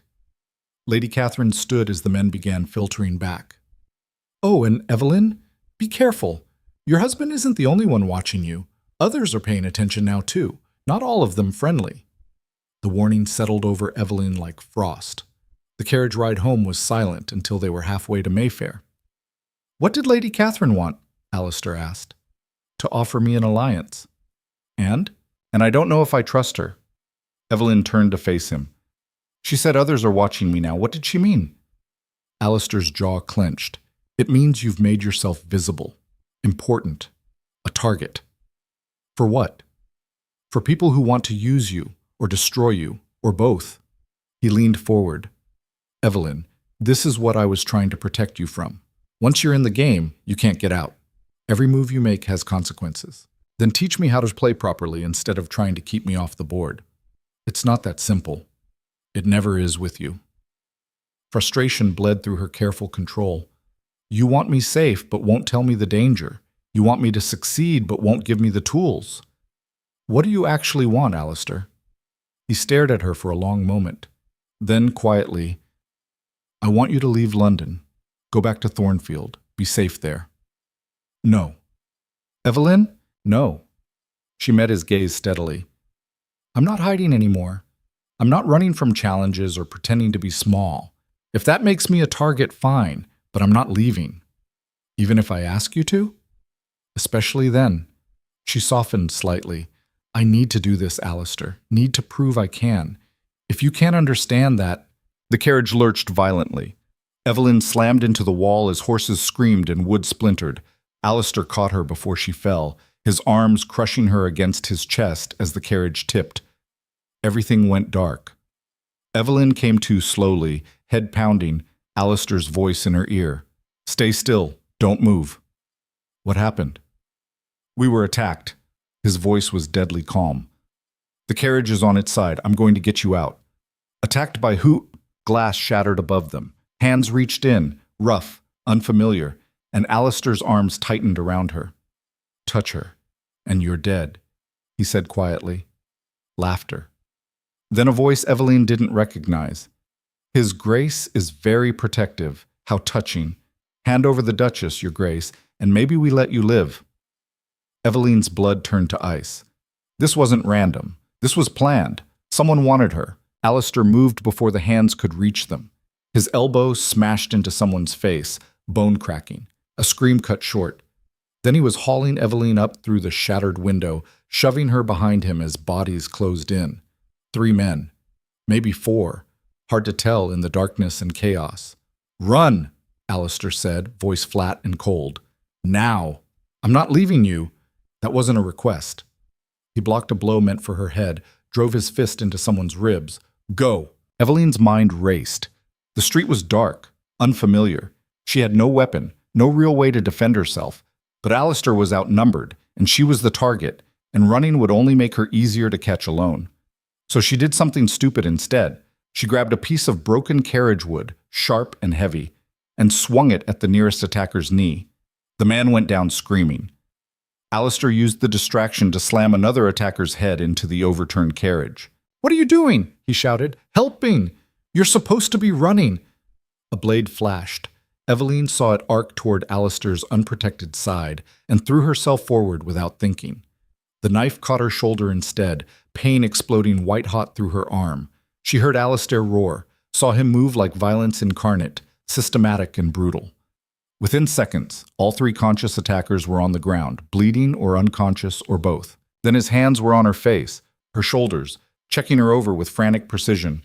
"How bad?" "Let me see." "Eveline, let me see." "It's fine," she gasped, though blood was soaking through her dress. "Just a cut. You jumped in front of a knife." His voice shook. "You absolute fool, you jumped." Footsteps. More men coming. Alistair cursed and pulled her close, half carrying her toward the shadows between buildings. They made it maybe 20 feet before her legs gave out. "I can't," she whispered. "Alistair, I can't." "Yes, you can." He swept her into his arms like she weighed nothing. "Stay conscious. Stay with me." He ran. Eveline pressed her face into his shoulder, trying not to pass out from pain or terror or the sheer impossibility of what had just happened. Someone had tried to kidnap her, kill her, use her as leverage against Alistair. Which meant this wasn't random violence. This was political. Alistair kicked open a door, some kind of shop, closed for the night. Set her down carefully behind the counter and immediately started tearing his shirt into strips. "This is going to hurt," he said. "Everything already hurts." She bit down on her own hand to keep from screaming as he pressed fabric against the wound. The world tilted sideways. "Stay awake." His voice cut through the fog. "Eveline, look at me." She focused on his eyes, gray and intense and absolutely terrified despite the steady hands binding her shoulder. "Who were they?" she managed. "I don't know yet, but I will." He finished the makeshift bandage, then moved to check the shop's exits. "We need to get you to a doctor, quietly, without drawing attention." "Why quietly?" "Because whoever sent those men will be watching the hospitals, the obvious routes. We need to disappear until I can figure out who's behind this." He came back, crouched beside her. "Can you walk? Can you stop asking stupid questions?" He almost smiled. "There's my Duchess." "Your Duchess just saved your life. You're welcome." "You also nearly got yourself killed." "But I didn't." She tried to stand, failed, tried again with his help. "And neither did you. So we're even." They made it out the back of the shop into a maze of alleys Alistair seemed to know by instinct. Every step sent pain shooting through Eveline's shoulder, but she bit her tongue and kept moving. Somewhere behind them, shouts echoed, men searching. "Here!" Alistair pulled her into a recessed doorway, pressing them both into shadows. His body covered hers, protective and warm despite the cold night. Footsteps passed, voices raised in frustration, then silence. "We need somewhere safe," Eveline whispered. "Somewhere they won't think to look." "The London house is compromised. Thornfield's too far. Any of my properties will be watched." He stopped. "Unless we go somewhere that's not mine." "Where?" "You're not going to like it." 20 minutes later, they were standing outside Lord Marcus Whitmore's townhouse, Eveline swaying on her feet, Alistair supporting most of her weight. He pounded on the door until a sleepy servant answered. "Get Lord Whitmore," Alistair said flatly. "Now." Whitmore appeared in a dressing gown, took one look at them, and swore. "Inside, quickly!" He practically dragged them through the entrance hall. "What the hell happened?" "Ambush. The Duchess is injured. I need your doctor and your discretion." "You have both." Whitmore called for servants, barking orders. Within minutes, Eveline was on a settee, a physician examining her shoulder while Alistair paced like a caged animal. "It's not deep," the doctor said finally. "Missed anything vital. She'll need rest and care, but she'll heal." Eveline exhaled. The room spun less now. Someone had given her laudanum, probably too much based on how fuzzy everything felt. "Who did this?" Whitmore asked quietly, handing Alistair a drink. "That's what I need to find out." Alistair downed the brandy in one swallow. "But someone wanted her, specifically." "Ransom? Maybe. Or leverage, or—" He stopped, jaw clenching. "I don't know. But they knew our route, knew when we'd be vulnerable." "So someone close," Whitmore said. "Someone who knew your schedule." The implications hung heavy in the air. Eveline tried to sit up, the world tilting. "Lady Catherine," she said. The laudanum made her tongue thick. "She wanted me to co-host something, asked about my plans. What if she set you up?" Alistair's voice went deadly cold. "What if this whole thing was orchestrated to either remove you or make me vulnerable through you?" "But why?" Eveline's thoughts scattered like startled birds. "What does she gain?" "That's what we're going to find out." Alistair looked at Whitmore. "I need information, everything you can learn about Catherine Ashford, who she's connected to, who she owes, who might benefit from destabilizing my position. Consider it done." Whitmore glanced at Eveline. "But first, your wife needs rest, and you need to stay out of sight until we know how deep this goes." They set her up in a guest room that smelled like lavender and old books. Eveline barely noticed. She was asleep before Alistair finished pulling the blankets over her. She woke to afternoon light and voices arguing somewhere below. Her shoulder throbbed, but the fog had cleared. She sat up carefully, testing her range of motion, limited but functional. The door opened. Mary rushed in, face blotchy from crying. "My lady, thank heavens you're awake. I heard what happened and I thought—" She dissolved into tears. "I'm all right." Eveline caught her hand. "Mary, I'm all right. You were attacked. Someone tried to kill you. Someone tried to take me. There's a difference, though not much of one. Eveline stood carefully, pleased when the room stayed steady. How long was I asleep? 14 hours.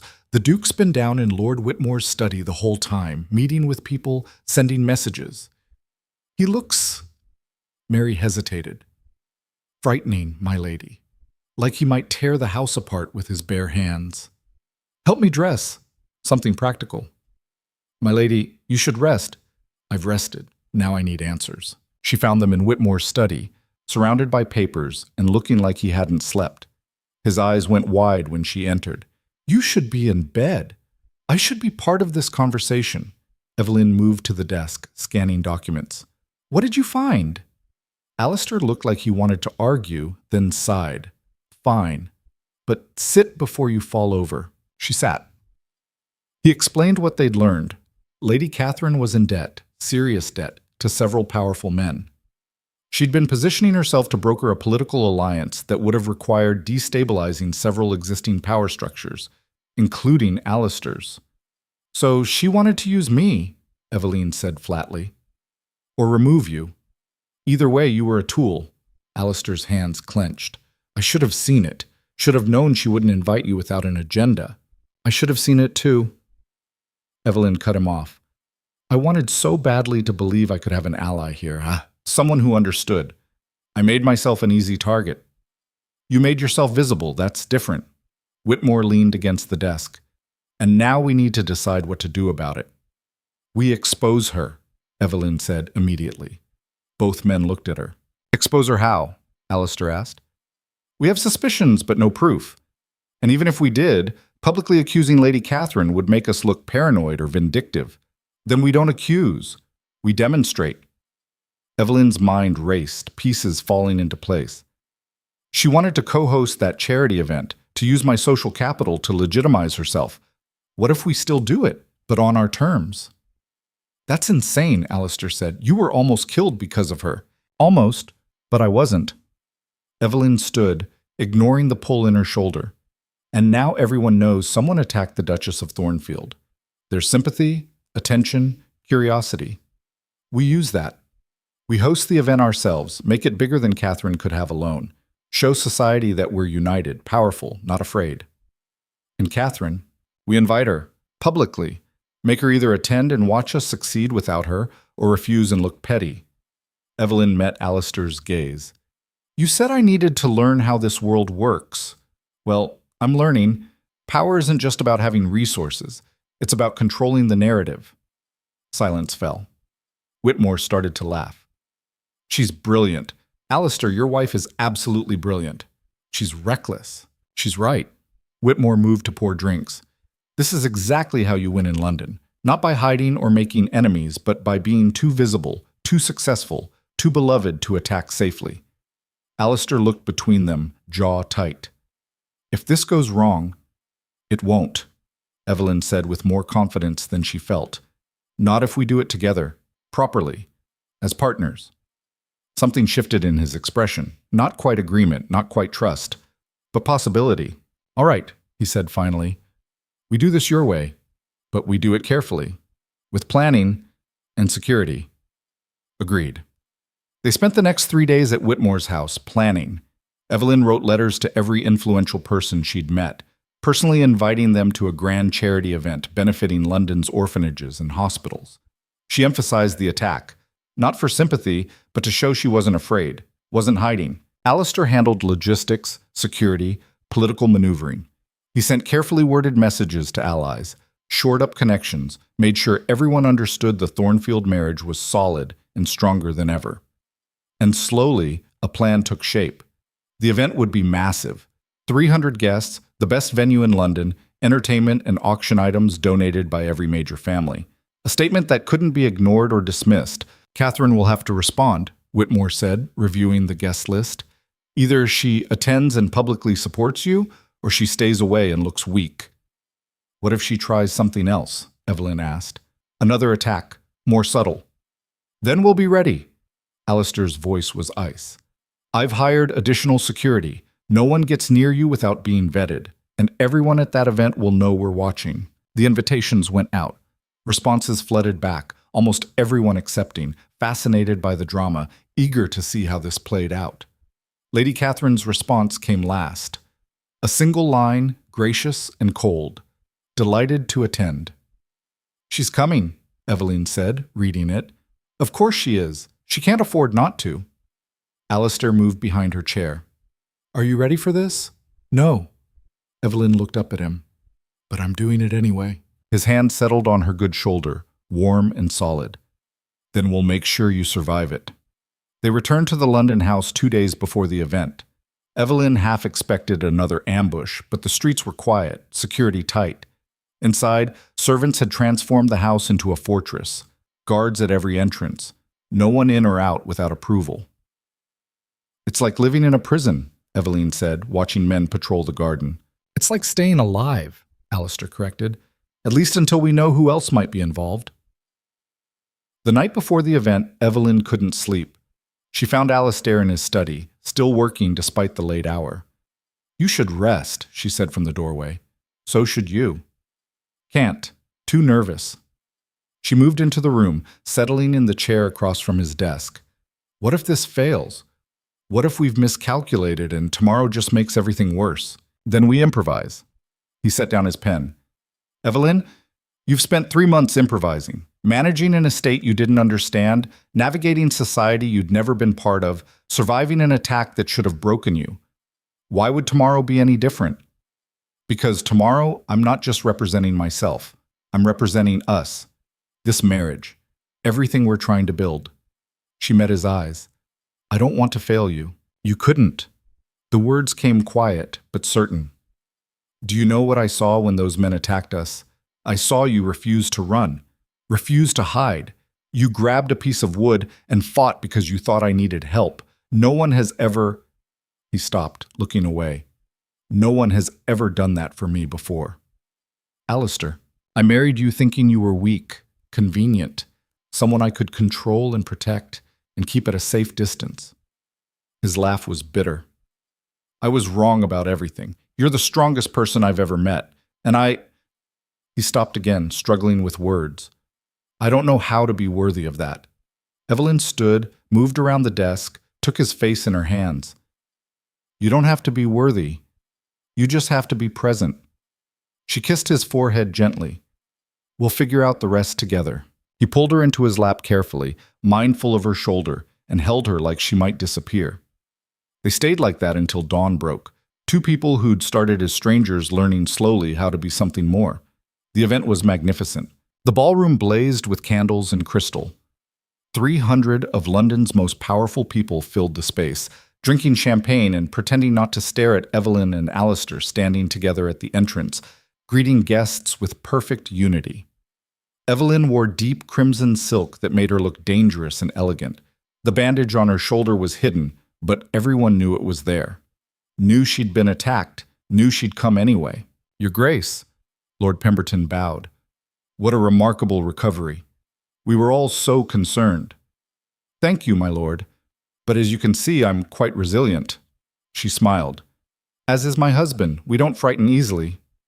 More guests, more carefully worded concern, more assessment of whether the Thornfields were vulnerable or stronger than ever.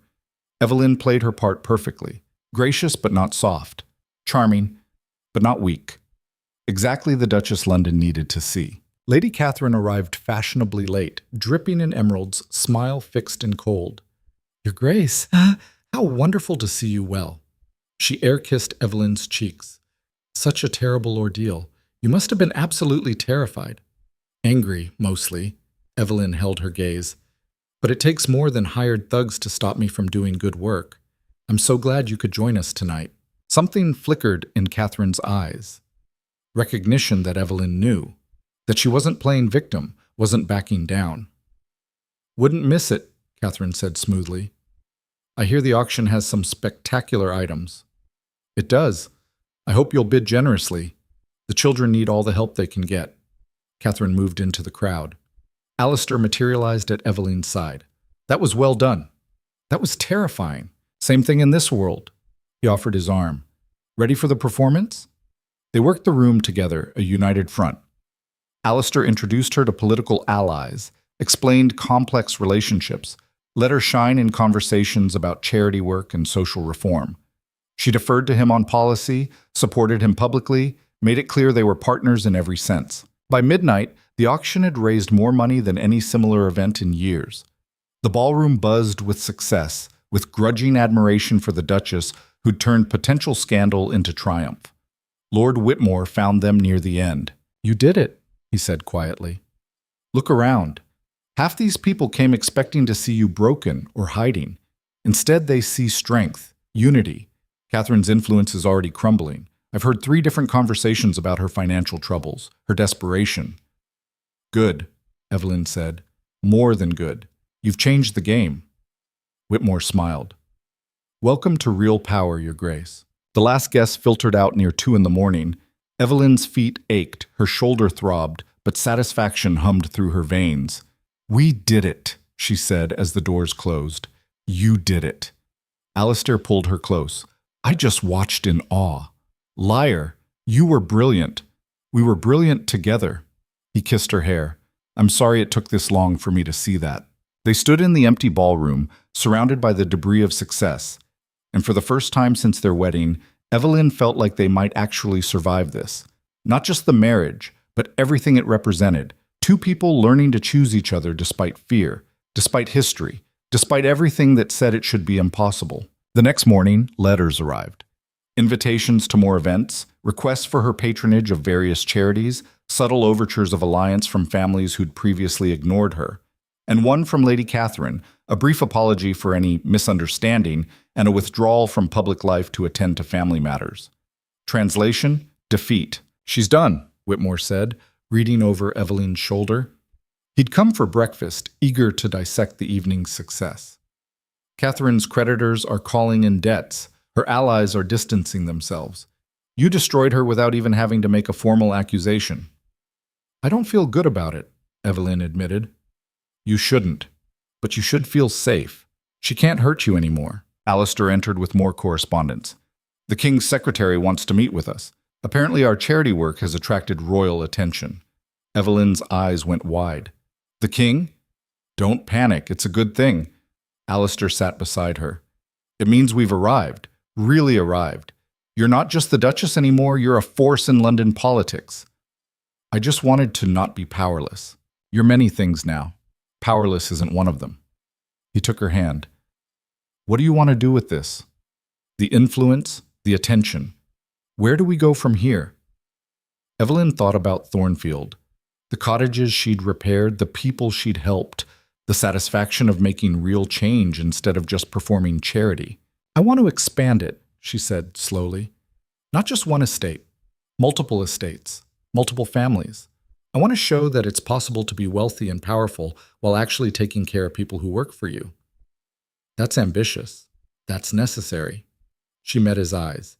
"You asked what my endgame was. That's it. Real change, real improvement, not just for us, but for everyone affected by how we use power." Alistair smiled, genuinely smiled, warm and real. "Then let's do it. Together." "Together," she agreed. The next weeks blurred into meetings, planning sessions, partnerships with other reformist nobles. Eveline discovered she had a gift for organizing people, for seeing systemic problems and creating practical solutions. Alistair provided political protection, financial backing, connections she couldn't access alone. They made a formidable team. One evening, reviewing contracts for a new workers' housing project, Alistair set down his pen and looked at her. "I need to tell you something." Eveline's heart jumped. "All right. When I married you, I thought I was saving you, giving you security, a title, protection from whatever disaster your father had created." He paused. "I was wrong. You didn't need saving. You needed space to become who you actually are. And I almost destroyed that by trying to keep you small and safe and controllable." "Alistair, let me finish." He moved around the desk. "I don't know when it changed. Maybe when you refused to run during the attack. Maybe when you turned that event into a triumph. Maybe it was earlier, watching you fight for cottages and servants and people who didn't have voices." He took her hands. "But somewhere along the way, I stopped seeing you as my wife in title and started seeing you as my partner in truth. And he struggled with the words. I'm falling in love with you. If that's not what you want, tell me now and I'll... She kissed him, long and deep and certain. I fell in love with you weeks ago, she said when they broke apart. Probably the night you admitted you didn't know how to be what I needed, because that's when I realized you were actually trying. He laughed, resting his forehead against hers. We're a disaster. We're a work in progress. Same thing.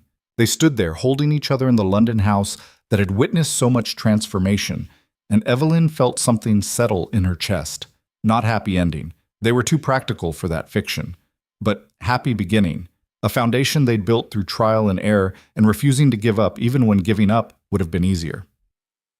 A week later, Eveline received a visitor at the London house, Mrs. Pemberton, up from Thornfield with news. The workers wanted me to tell you, my lady. The housekeeper's stern face softened. There's talk. Among the servants, the tenants, even in the village, they're saying the Duchess of Thornfield actually cares, that things are changing for the better. That's wonderful. More than wonderful, my lady. It's rare. Mrs. Pemberton hesitated. I owe you an apology. I thought you were a foolish girl playing at being a duchess. I was wrong. You've become the duchess this estate needed. The duchess I should have been helping all along instead of fighting. Eveline felt tears prick her eyes. Thank you. That means more than you know. There's more. Mrs. Pemberton smiled, actually smiled. Mr. Turner wants to implement your land management improvements on 3 more estates. The other Duke's stewards are requesting meetings to learn your methods. You've started something, my lady. Something that's spreading. After she left, Eveline found Alistair and told him everything. You're changing the world, he said quietly. 1 estate at a time. We're changing it, she corrected. I couldn't do any of this without you. Partnership, he agreed.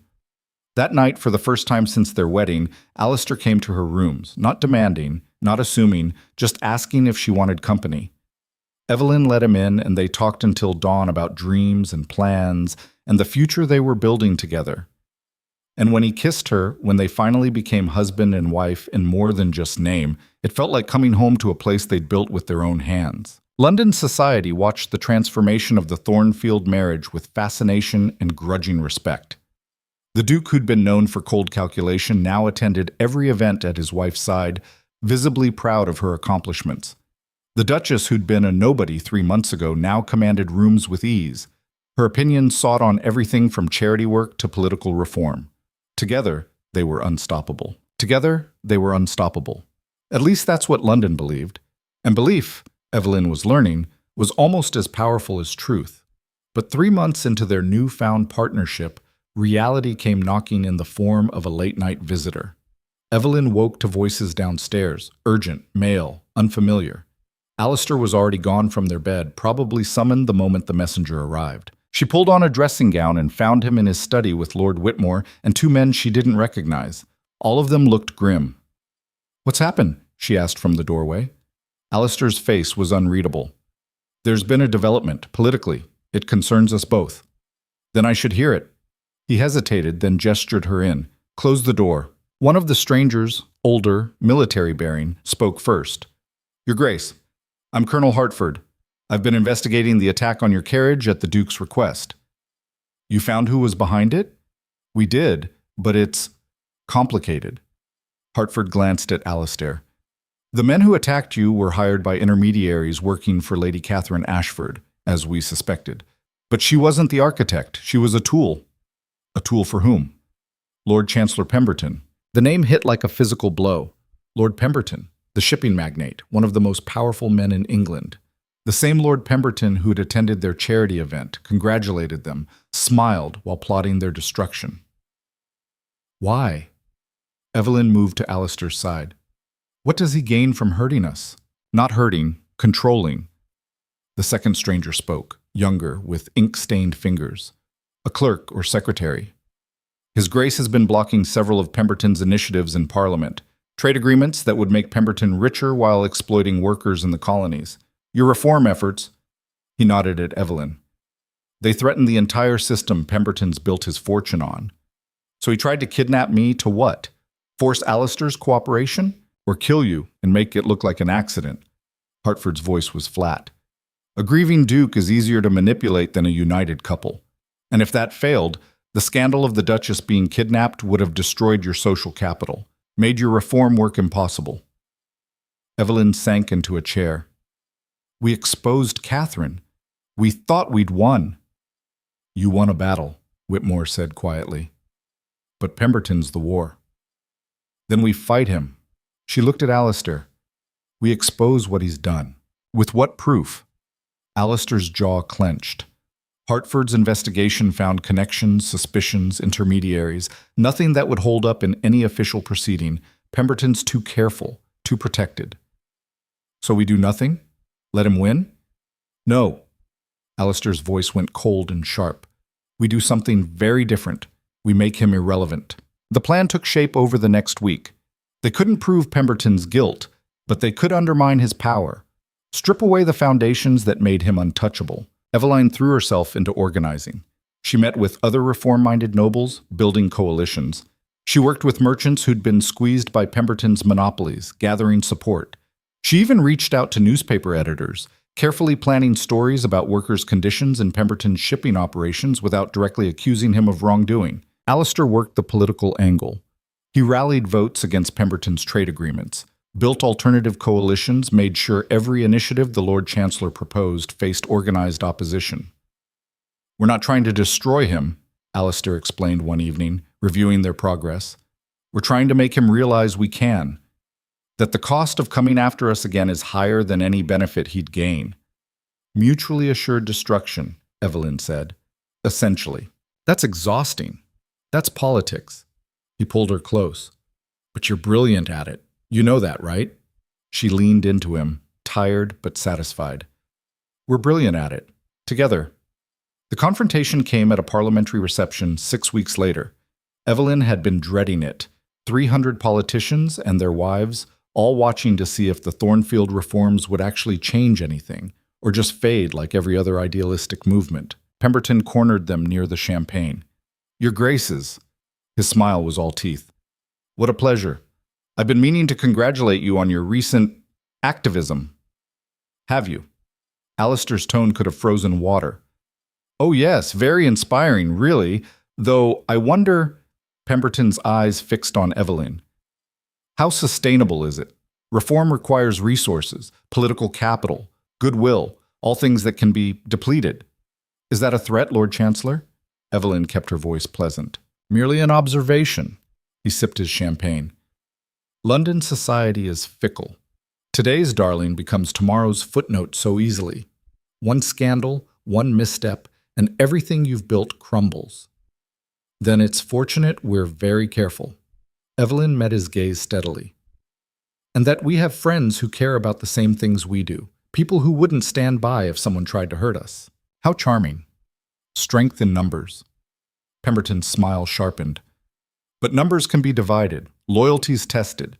Tell me, Your Grace, how loyal will your supporters be when they discover the Duchess's family is bankrupt? That this entire marriage was a financial transaction? The room seemed to tilt. Eveline felt blood drain from her face. That information was supposed to be private, buried, forgotten. Everyone knows aristocratic marriages are arrangements, Alistair said coldly. You'll have to do better than that. Will I? Pemberton gestured to a servant who handed him a newspaper. Tomorrow's edition, a fascinating story about the Harrow family's debts. Very detailed, very public. I imagine society will have questions about whether the Duchess married for love or money, whether her reform work is genuine conviction or performative redemption. Eveline took the paper with shaking hands. The article was brutal. Every debt, every desperate decision, her father's failures laid bare for public consumption. It made her look like a fortune hunter, made their marriage look like a joke. This is slander, she said quietly. It's truth. Unpleasant, perhaps, but verifiable. Pemberton's eyes glittered. Of course, the story doesn't have to run. I could make a call, have it pulled, if you were willing to be reasonable about certain political positions. You mean if we stopped opposing you, Alistair said flatly. I mean if you remembered your place. Pemberton leaned closer. You're playing a game you don't understand, Thornfield. And your wife, charming as she is a liability. Walk away from the reform nonsense. Stop interfering with my trade agreements. And this article disappears. You can go back to being the powerful Duke with the decorative Duchess. Everyone's happy. Silence fell. Eveline could feel people watching, sensing confrontation. Alistair smiled. It was the most dangerous expression Eveline had ever seen on his face. No, he said simply. Pemberton blinked. I'm sorry? No. Run your article. Print every detail. We don't care. Alistair took Eveline's hand. My wife's family fell on hard times. So did half the families in England. She married me to save them. I married her for practical reasons. None of that changes what we've built together since. You think society will accept?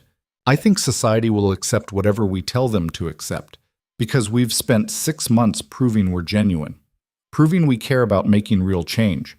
One article about debt doesn't erase that. Alistair's voice dropped. But I'll tell you what it does do. It proves you're desperate, that you're willing to attack a woman's family history because you can't beat us politically. You're making a mistake. No, you did. When you came after my wife. Alistair stepped closer. Here's what's going to happen. That article runs, we weather the gossip for a week, maybe 2. Then we hold a press conference. We tell the truth ourselves, the whole truth, including how you've been threatening us, how you orchestrated the attack on Eveline, how you've been using violence and blackmail to maintain your power. You have no proof. We have enough.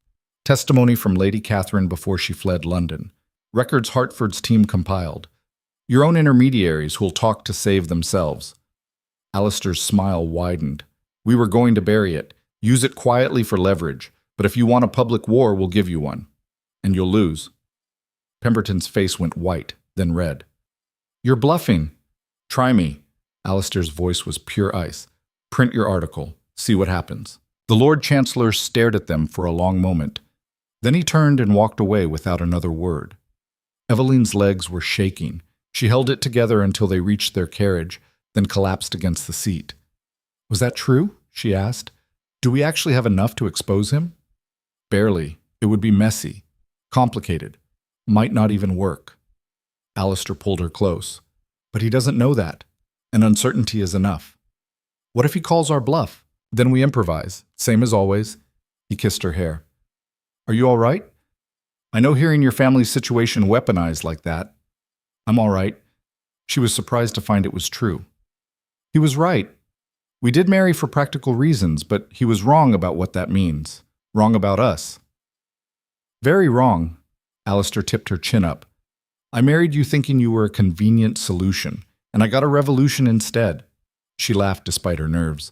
Is that a complaint? It's the best decision I ever made. The article ran the next morning. Every ugly detail about the Harrow family finances, printed for all of London to see. Eveline woke to find it waiting with breakfast and wanted to be sick.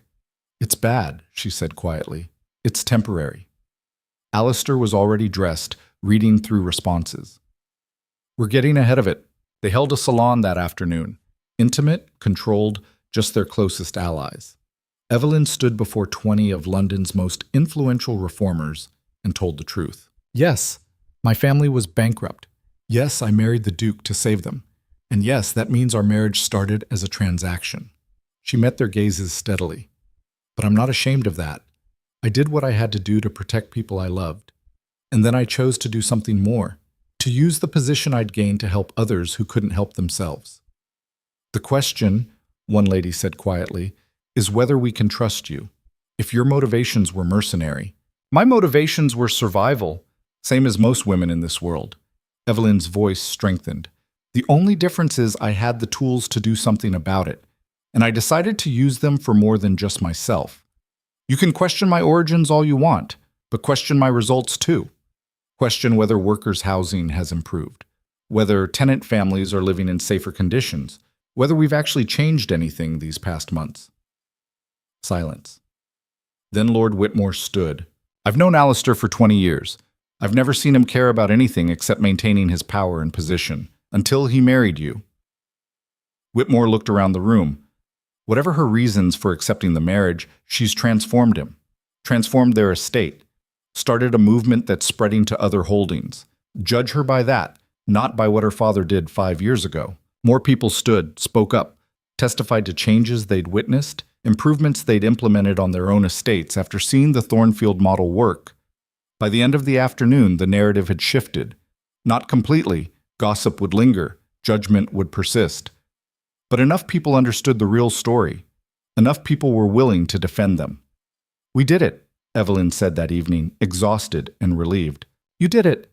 I just provided support." Alistair handed her wine. "Though there's still the matter of Pemberton." The Lord Chancellor's response came 3 days later. Not an attack, a retreat. He announced he was stepping back from several political initiatives to focus on family matters. His trade agreements died in committee. His influence began to wane as former allies distanced themselves. "He's done," Whitmore reported. "Not destroyed, but neutered. He won't come after you again." "Why not?" Eveline asked. "Because you made it too costly. You turned what should have been an easy target into a fortified position, and you did it by telling the truth and building genuine alliances instead of playing his game." Whitmore raised his glass. "That's real power, Your Grace. Not the kind that comes from fear or manipulation. The kind that comes from actually giving a damn." That night, Eveline and Alistair stood on the terrace of their London house, looking out at the city that had almost destroyed them and had instead become their proving ground. "I need to tell you something," Eveline said. "That sounds ominous." "I'm pregnant." Alistair went very still. "What?" "About 6 weeks, the doctor thinks. I didn't want to say anything until I was sure, and with everything happening..." She stopped. "Are you all right? You look pale." He sat down heavily. "I'm going to be a father." "Eventually, yes. Are you happy about that?" "I don't know." He laughed shakily. "I always assumed I'd have an heir eventually, part of the transaction, but now it's real and it's yours and..." He pulled her close. "I'm terrified." "Of what?"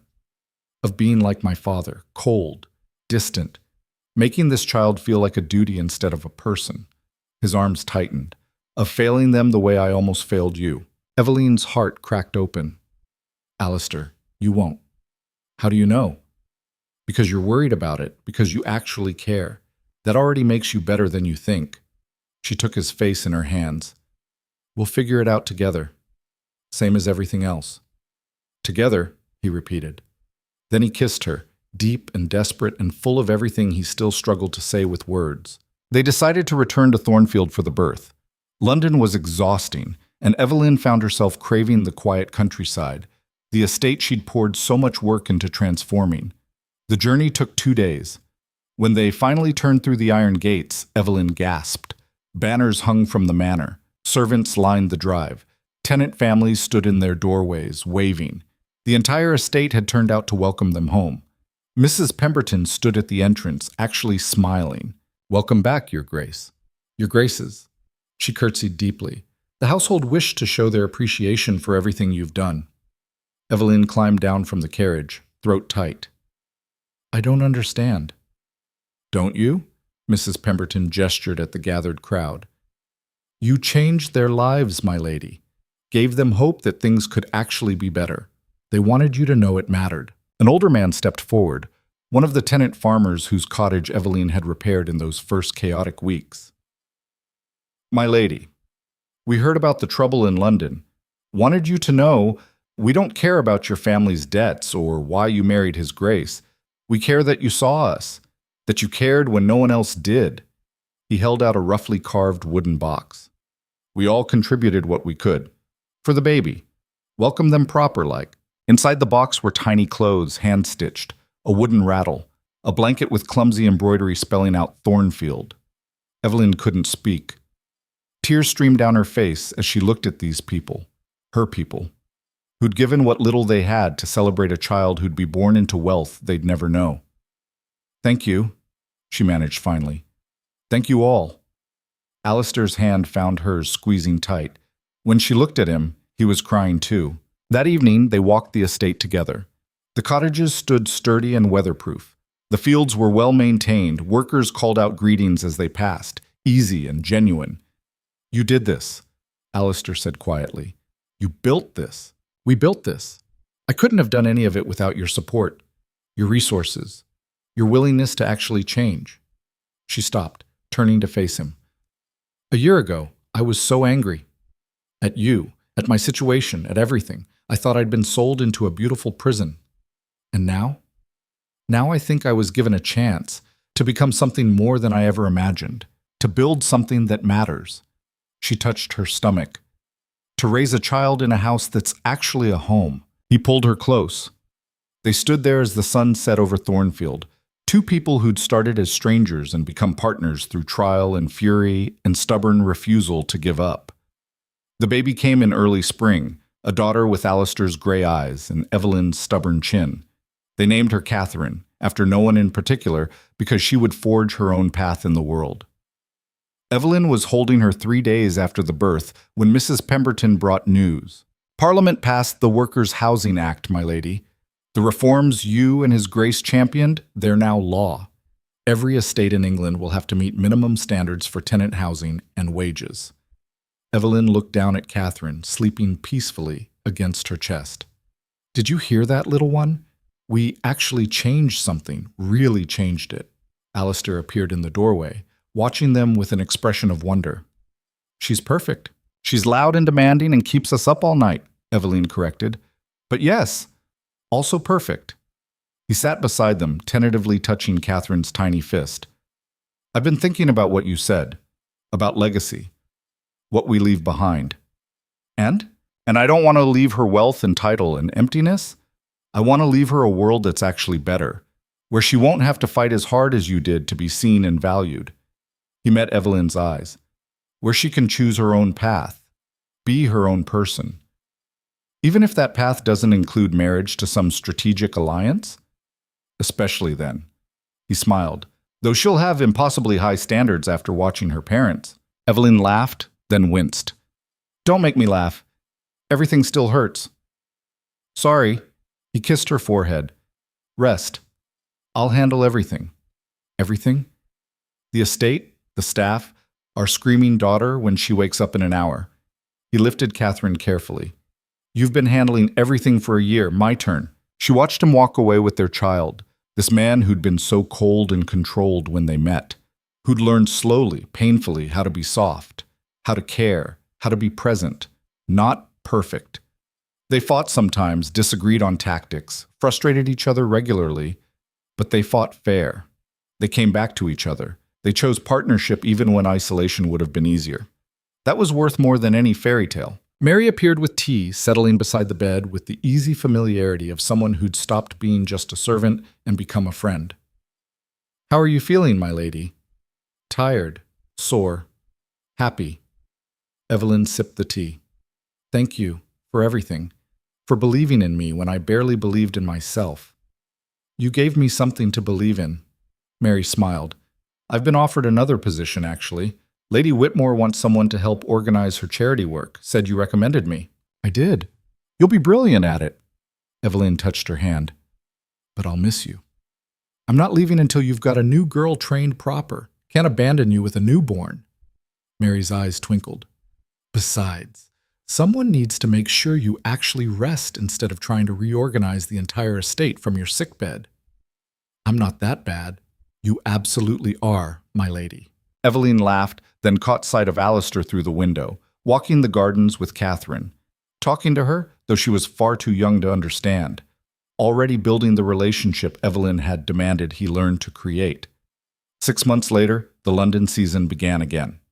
Eveline was ready this time, confident, prepared, armed with a year's worth of victories and a deeper understanding of how power really worked. She walked into Lady Whitmore's opening ball on Alistair's arm, their daughter safely at Thornfield with a small army of protective staff. Heads turned, conversations paused. Everyone watched to see what the Thornfields would do next. "Your Graces." Lady Whitmore embraced them warmly. "London hasn't been the same without you." "Hopefully that means we made an impression," Eveline said. "You started a revolution. Several ladies have been asking when you'll host your next reform salon." Lady Whitmore lowered her voice. "There's real appetite for change now. You proved it was possible." The evening unfolded in triumph after triumph. Allies congratulated them on the housing legislation. Reformers shared stories of improvements on their own estates. Even former skeptics admitted the Thornfield model was working. Lord Pemberton was notably absent. Word was he'd retired to his country estate, political ambitions abandoned. Near midnight, Eveline and Alistair escaped to a quiet terrace, needing air and space from the performative chaos. "We did it," she said quietly. "Really did it. Changed laws, changed minds, changed everything." "You did it." Alistair pulled her close. "I just stopped standing in your way." "That's not true. You fought beside me, protected me, became my partner when you could have stayed my warden." She looked up at him. "I fell in love with the man you became, Alistair. The one you let yourself be when you stopped being afraid." "I'm still afraid," he admitted. "Every day. That I'll fail you. Fail Catherine. Revert to being the cold bastard I was raised to be. Then we'll remind each other who we choose to be instead, every day, for the rest of our lives." He kissed her there under the London stars, and Eveline felt the story close like a book finishing its final chapter. Not because their work was done, there were still estates to reform, laws to change, battles to fight, but because they'd answered the fundamental question that had haunted their marriage from the beginning. What were they to each other? Not the transaction they'd started as, not even the convenient partnership they'd built, but something far more dangerous and valuable and real, two people who'd chosen each other again and again, through fear and fury and everything that should have driven them apart. Equals, allies, partners, husband and wife in truth. Years later, when Catherine was old enough to ask about their story, Eveline would tell her the truth. About the arranged marriage, the cold beginning, the long fight to find genuine love in impossible circumstances. "So you didn't live happily ever after?" Catherine would ask, disappointed. "We lived honestly ever after," Eveline would correct, "which is better, harder, but better. We fought, we failed, we hurt each other and had to learn to repair the damage. That's not a fairy tale. It's real. And real is what matters. Did you ever regret it? Marrying father?" Eveline would look across the room at Alistair, gray-haired now, but still watching her with the same intensity he'd developed somewhere in that first chaotic year. Still her partner. Still choosing her. Still being chosen in return. "Never," she'd say. "Not once." But that was years away. Tonight they were young and powerful and terrified and exhilarated and completely uncertain about everything except each other. Tonight they stood on a London terrace and looked out at a world they'd changed through sheer stubborn will and refusal to accept that things had to stay broken. Tomorrow they'd return to Thornfield and their daughter and the work that never ended. But tonight they celebrated surviving, thriving, becoming something neither of them had imagined possible when they'd stood in that church a year ago, speaking vows they didn't yet understand. "Ready to go home?" Alistair asked. Eveline took his hand, feeling the familiar calluses, the warm strength that had learned to hold her gently instead of controlling her. "With you? Always." They left the ball early, riding through London streets toward the house that had witnessed their transformation. And if Eveline looked back at the brightly lit windows, at the society that had tried to destroy her and had instead made her stronger, she did it with satisfaction, not fear. She'd walked into that world alone and terrified. She was leaving it powerful, loved, and absolutely certain of who she'd become. Not just a duchess, not just a reformer, not just a wife and mother and all the other roles society tried to define her by. Eveline Thornfield, the woman who'd refused to be small, who'd demanded partnership instead of performance, who'd changed an estate and a marriage, and eventually the laws of England through sheer determination and the absolute certainty that things could be better. That was legacy enough. The carriage carried them home through the dark London night toward Thornfield and Catherine and the future they were building, one difficult, imperfect, absolutely real day at a time. And if anyone asked whether they lived happily ever after, the answer was both simpler and more complicated than any fairy tale could capture. They lived, they fought, they chose each other. They built something worth protecting. That was enough. That was everything.